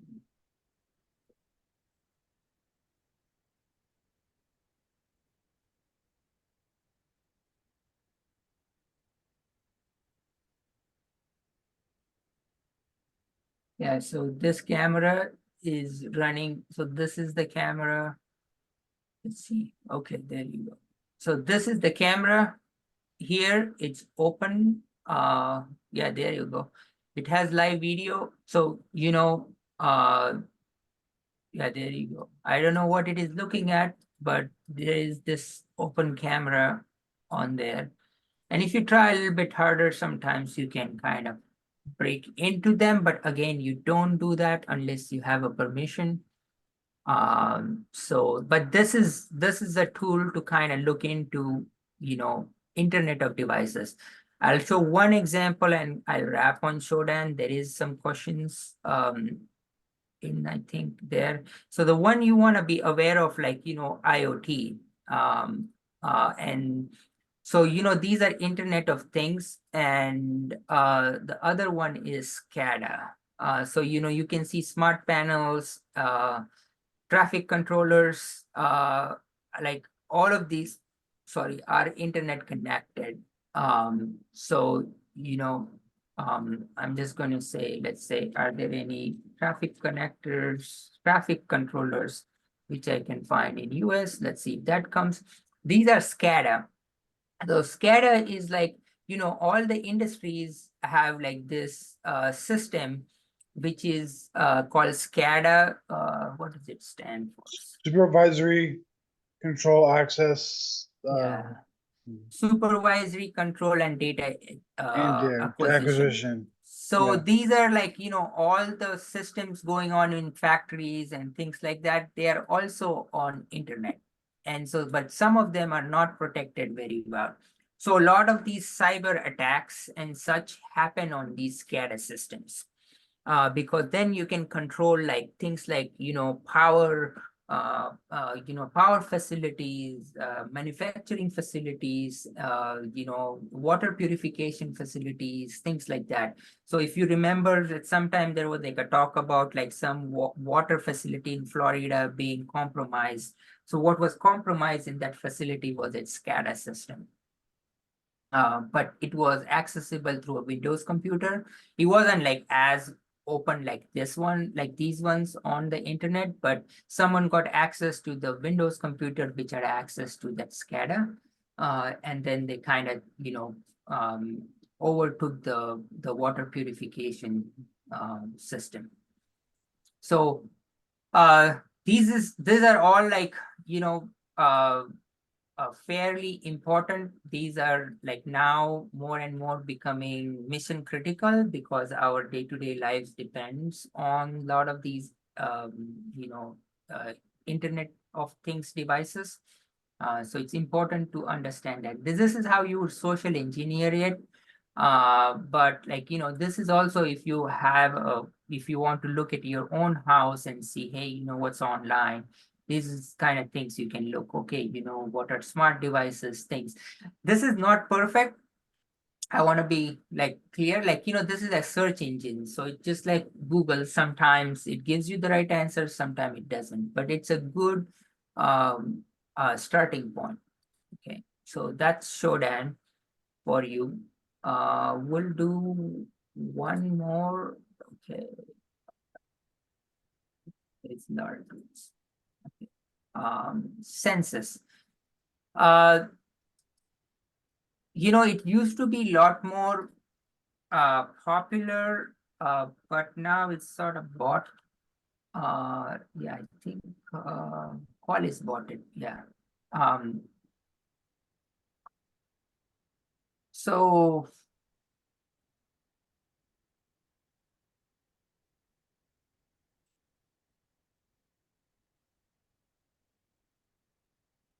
census search. Okay. All right, search.census.com. Okay, I'll add because now they have put it under so many. It's a search engine similar to Shodan, but what it specializes is, you know, SSL certificates and IP certificates. So, you know, it's important because, you know, a lot of, if your certificate, if the cryptography, which we talked about, like, you know, is a little bit broken, then, you know, even though you think your systems are protected, the attackers might be able to find them. So I'm just going to show you example of like Uber, like host is, I'm going to see certificates on uber.com.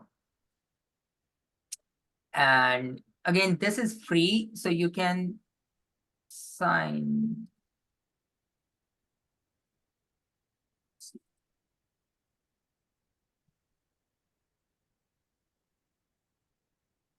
Okay, all right.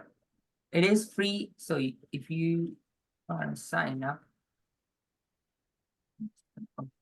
So this is going to show all the certificates on uber.com.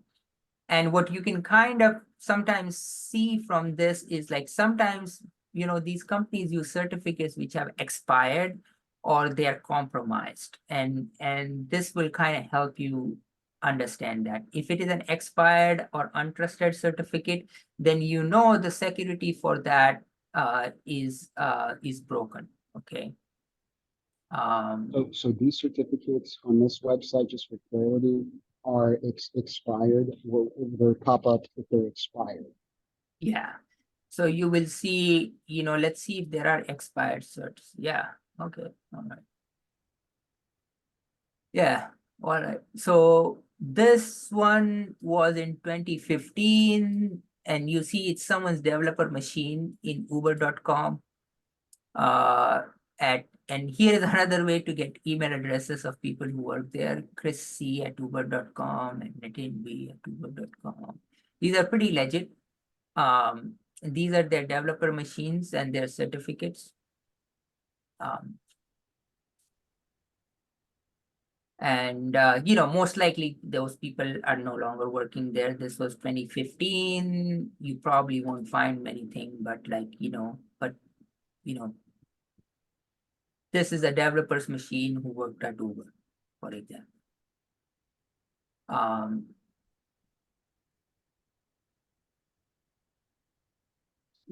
right, okay.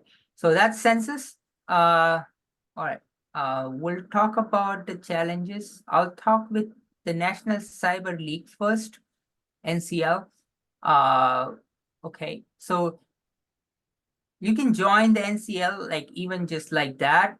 You can register for an individual game for this or such.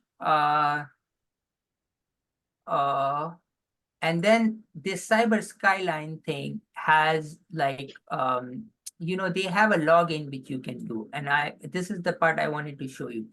So they have this gymnasium, and you can just use this gymnasium from NCL. And this is a good gymnasium to try, like, you know, some practice. So they have an open source intelligence, I think. Well, I don't even know if I played this.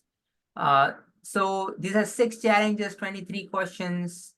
You can kind of go to that. This challenge seems to have ended. So okay.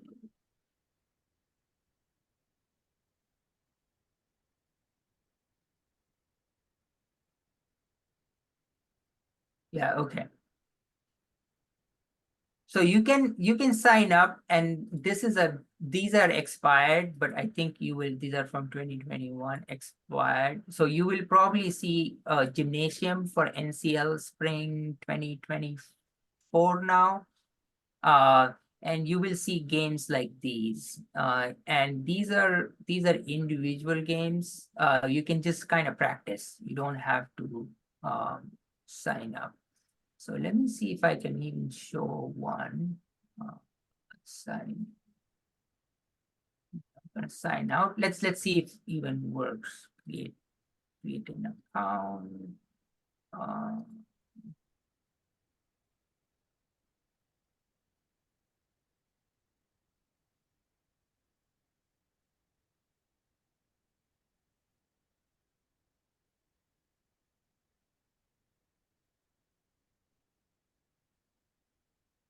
Same user personal address.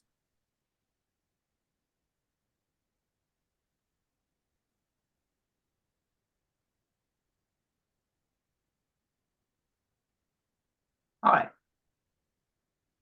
Okay, that was easy. So you can do NCL. You can join as a student player, but you will see some hosted events. There you go. Like, yeah, this is the spring season event. You can kind of join that. Let me see if I can join that right away to see if they have anything interesting for you guys to play. But this is like really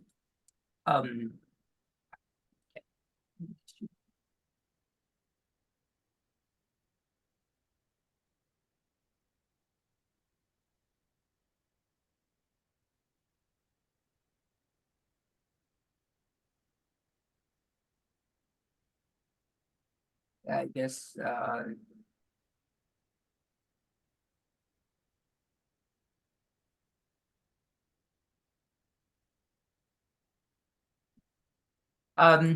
I guess you would probably need a code.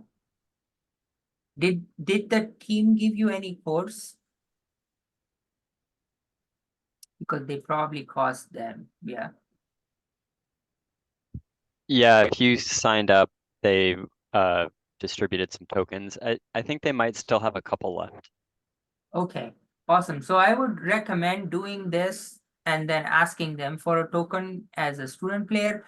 And if you did purchase your own, it's $35. It gives you access to the gymnasium, individual game, and team game too. So it's actually yeah, so the game is in April, so you should still be able to do it. I don't know why someone's saying they're not able to sign up.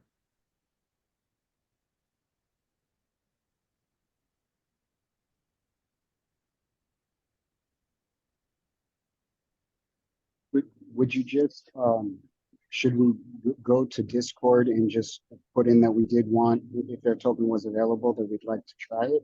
Yeah, why don't you join a team? Doesn't hurt, like, because it's you're gonna actually learn a lot when you do it as a team, because as I showed you, right, like just today, like I'm running out of time and I'm showing tools and tools and tools.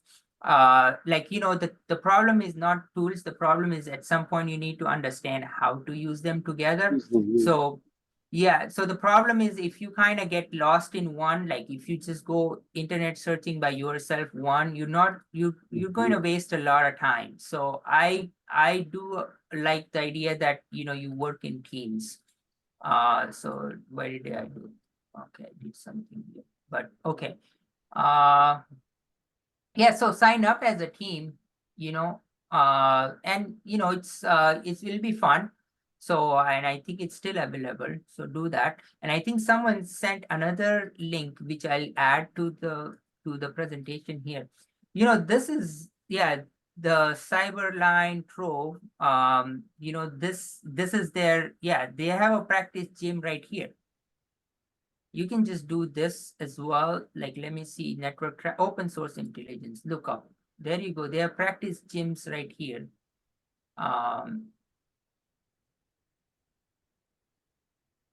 So this is free. So I will add this link right here. So I would say, you know,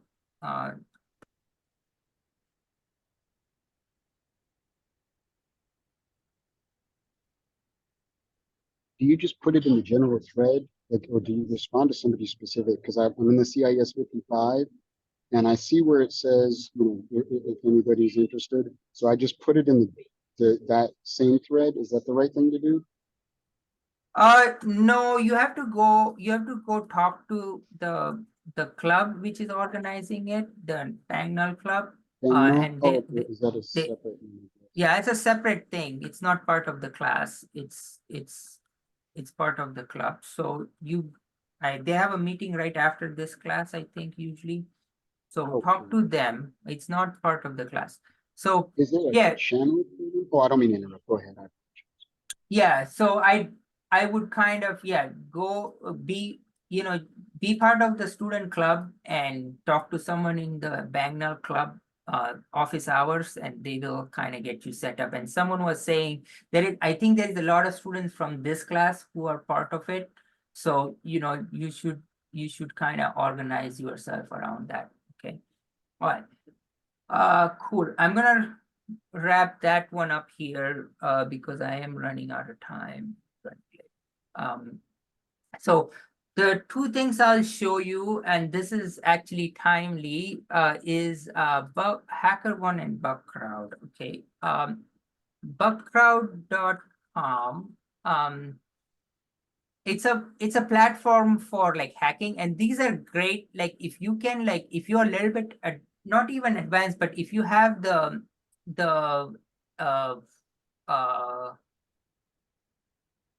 if you have the bandwidth, right, like, and if you feel motivated that you're going to do this, then I highly recommend just hanging out and trying Bugcrowd or HackerOne. So I'm showing Bugcrowd. You can sign up for it. It's free.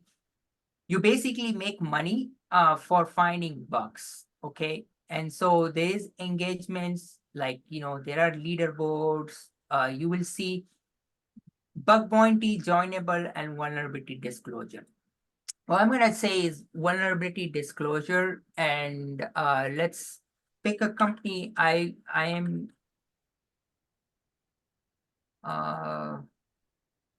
let's see. Okay. So what you're doing is domain, so of Australian some company, right? So the difference is, like, on domain, the vulnerability program, I think, you know, you don't get paid, but, you know, they kind of give you the list of domains to track. So this is a great way to, if you're seeing this, right, and I'm showing through my Bugcrowd account, you can create your own for free. But what it is going to let you do is, you know, you find these programs, and if you need like real hacking experience, if you hack these, like, let's say these are bug bounties, so they pay you, right? And so I would say don't go to bug bounty yet, because you need to kind of get your skills. I would say go to vulnerability disclosure and pick one. I want to, let's say, Citibank, right? So this is Citi's disclosure, and what it is saying is you can actually try to find bugs in Citi's any of citi.com URLs, any of the issues. So you can, and then the things which they're not kind of saying is don't submit complaints, you know, don't try to just like hack into us if it's unauthorized, just you know show us our environment findings, and you will see submissions, right? And you will see Hall of Fame here. So these are like, these are people who've already submitted a lot of bugs to city. This seems like a little bit like, this is a good program, I would say, but like the one I was showing, the Australian company, yeah, this one. This is great, because if you see Hall of Fame here, there is not as many people as city. It's still like one page. So, you might find something. So this is domain vulnerability disclosure program. So you can kind of take this domain, like, any domain on here, you can kind of go to like, what were we looking at? Um,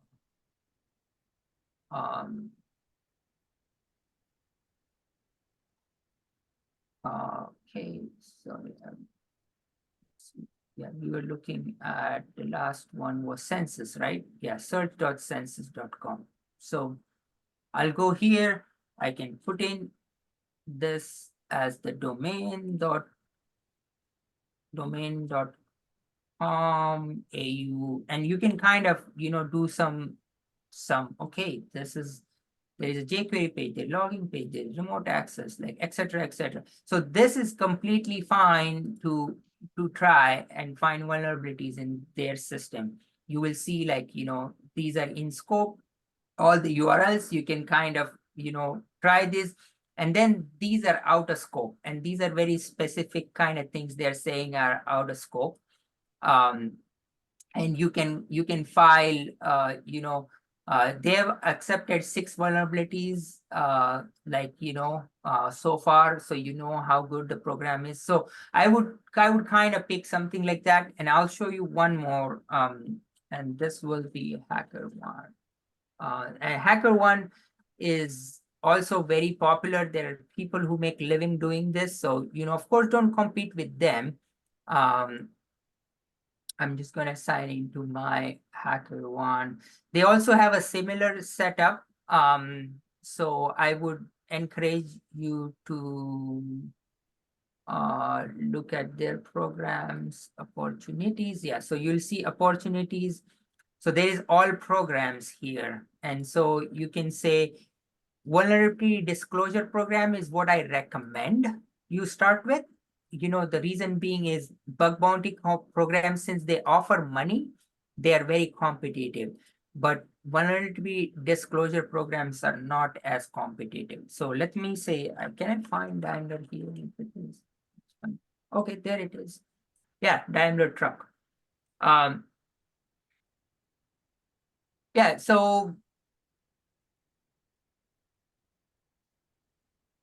this is a good one if you want to form a team. And I would say, join together as a team and read what they're expecting. If you want some hacking time or like trying something time, these are great. Like, I'm just going to bookmark this. So try these. Because this is very recent. It just like, I mean, it's a year old, but like, there's not much happened here, in my opinion. So, you can try. And so Daimler truck is sort of the thing. This is the domain. So you can do all the, you can see activity on it, like people found like SCSRF or things like that with this. There is scope. If you are interested in doing this, and like, you should kind of spend, like, this is a whole field by itself, like, and as you kind of get good at it, you get paid for the bugs you find and the vulnerabilities you find. So these are great. So this is another one I'm going to recommend. I'm just going to say HackerOne, try this one. A Daimler truck one, because you'll otherwise, you can pick anyone. And then this one is this is the Australian company which is doing this. So why don't you try this one? Okay. And I do recommend doing this in groups, because especially like early on, you're not going to find much, or you're going to kind of start losing momentum. And then all the things I talked about so far become like real, because you will find like, oh, there is no one right way. There is so many like trial and error things. So, there is a lot of like just failure here.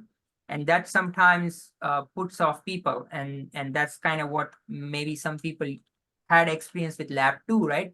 You kind of feel like, oh man, I can't really get this, but that's how it is in real life regardless. So these are a lot better to do in groups and teams, so that way you kind of keep each other motivated. And first, try the vulnerability disclosure programs on these platforms, right?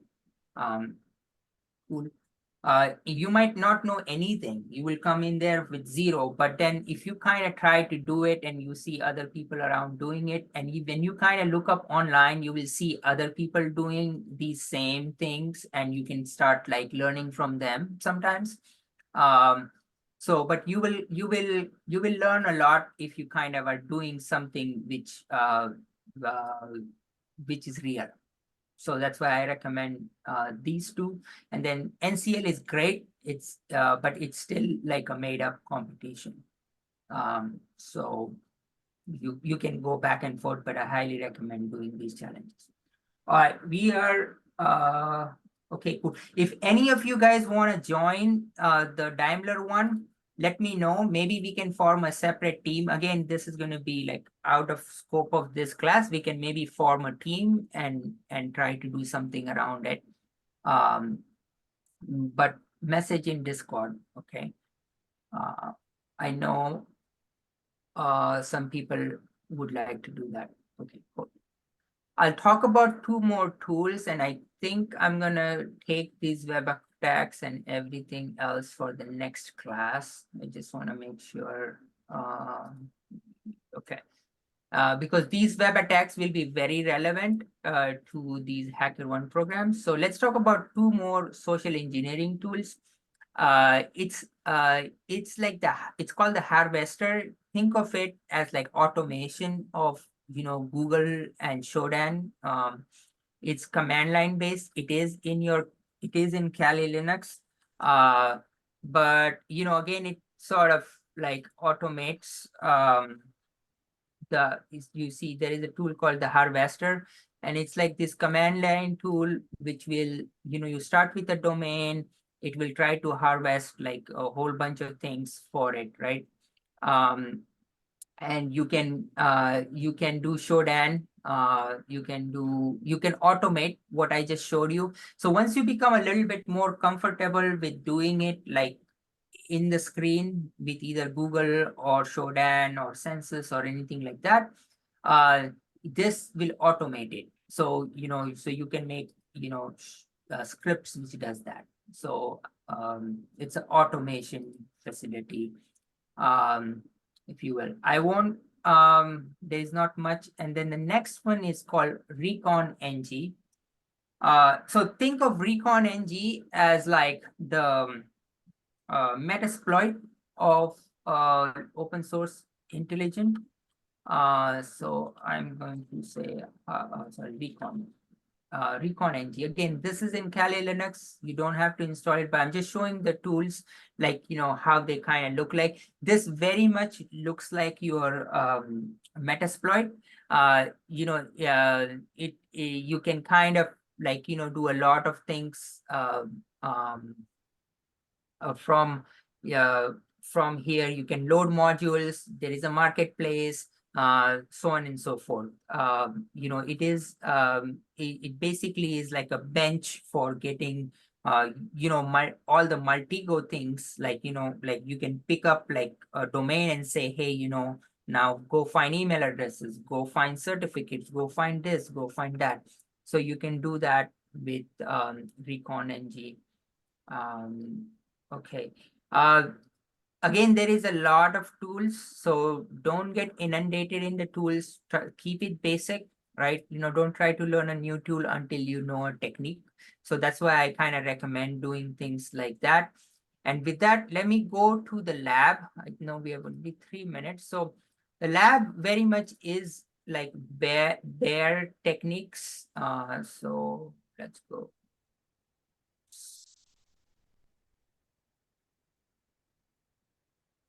All right.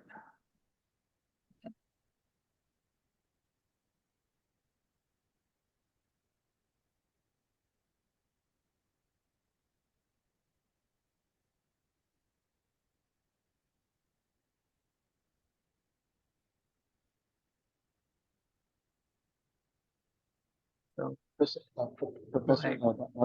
would you recommend try Hack Me has an option of a group of joining as a group, like participating as a group. If there were people who were interested in participating in it as a group, I don't know what you can do with it. I just saw that feature, and Yeah. it just seems like so much is done in group that if people might be interested, would that be a good platform to start on? It's amazing. I usually cover that in the last class. But it is a great, we'll cover it, but it is, a lot of people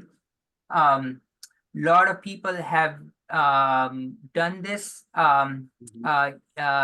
in class, and we had some students who've gotten OSCP and such. So I used to help them do stuff like that. So they found it very enjoyable, and that's one of the reasons also I kind of prefer using a platform like TryHackMe and not other hacking platforms, because they have these group nature to it. It's 1 hour, so it's time boxed.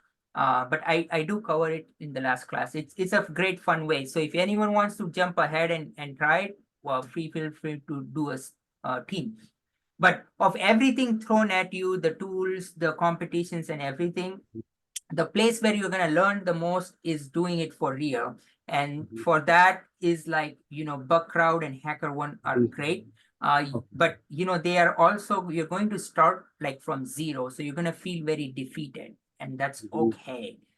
Because it's going to take years before you kind of start making money on that. But it's going to be a great learning experience if you can actually be persistent with it.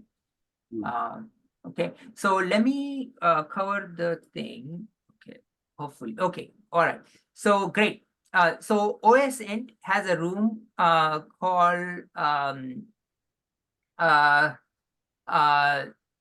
OHSINT, and this is a fairly simple rule. But I want to show you like one thing, like in this room, for example, like there is this last what is the person's password or holiday.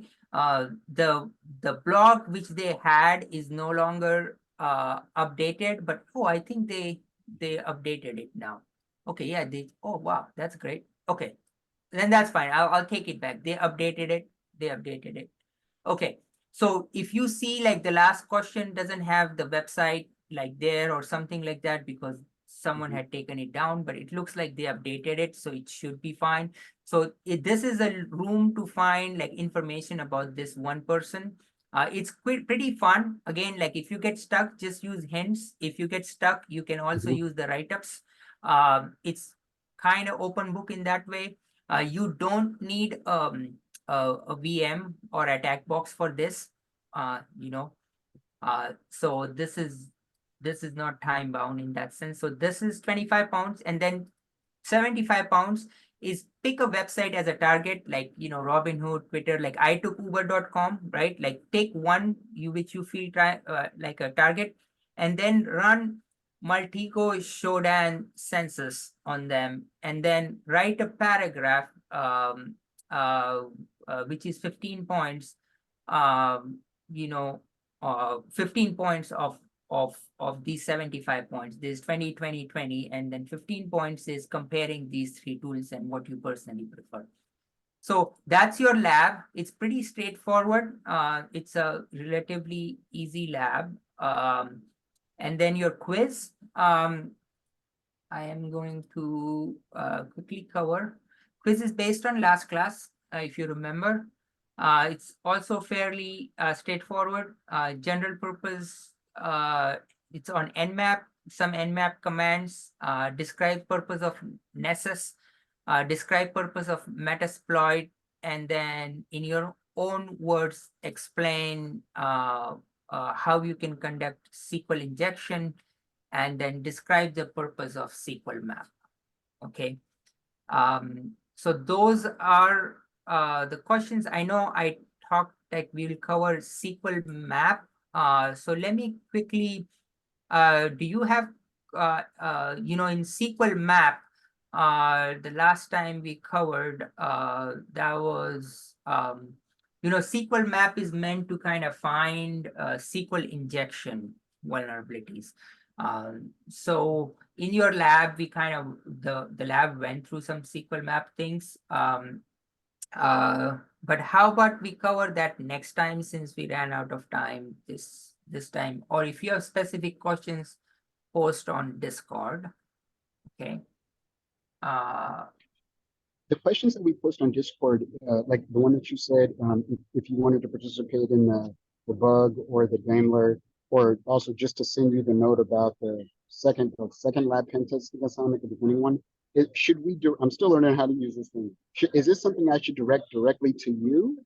No, just Or post so it. No, put just it in the post it line in the that says channel. CIS 55? Okay. Yeah, Okay. just post That's it in the channel. I look at Okay. all the conversations, Okay. and that's the best way, because that way other people learn from the conversations as well. Okay. See, because pretty likely if you have a question, someone else might have the same question, right? Okay. Okay. And so unless it's very personal, like, then email me. Okay. But if it's a question, just ask on the channel, and then I do go through them.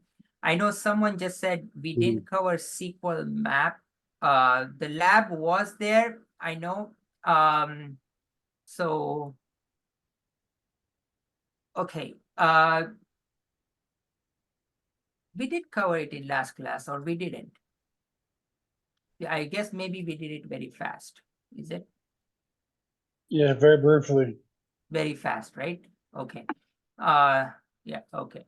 All right, so these slides are pretty explanatory, and then the lab you did. So the SQL injection is, very many times, in a database, you can override like the query by, sometimes putting in this very strange input, which is a apostrophe and a or. But what it does, it fools that processor behind to believe that, that please add this to the query.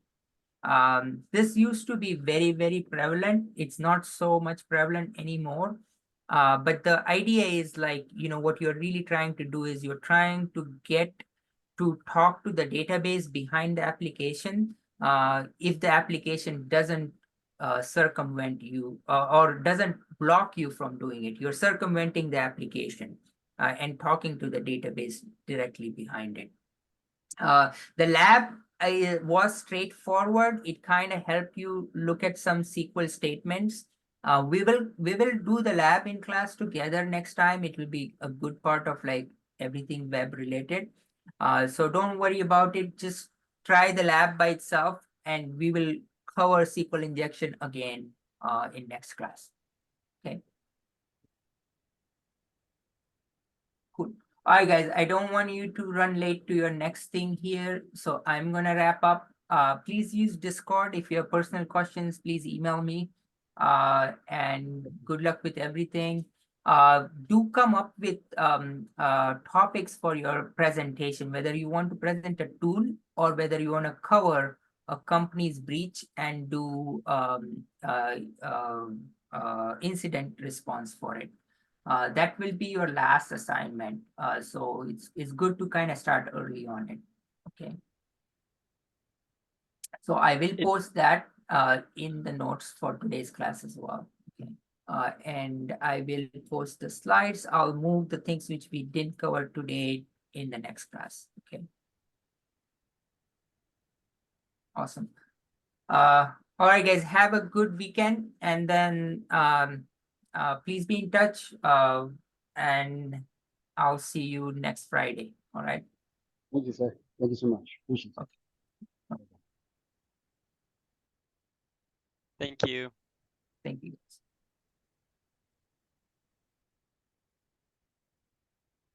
Okay, thank you. Thank you, guys. Bye. Thank you, Professor.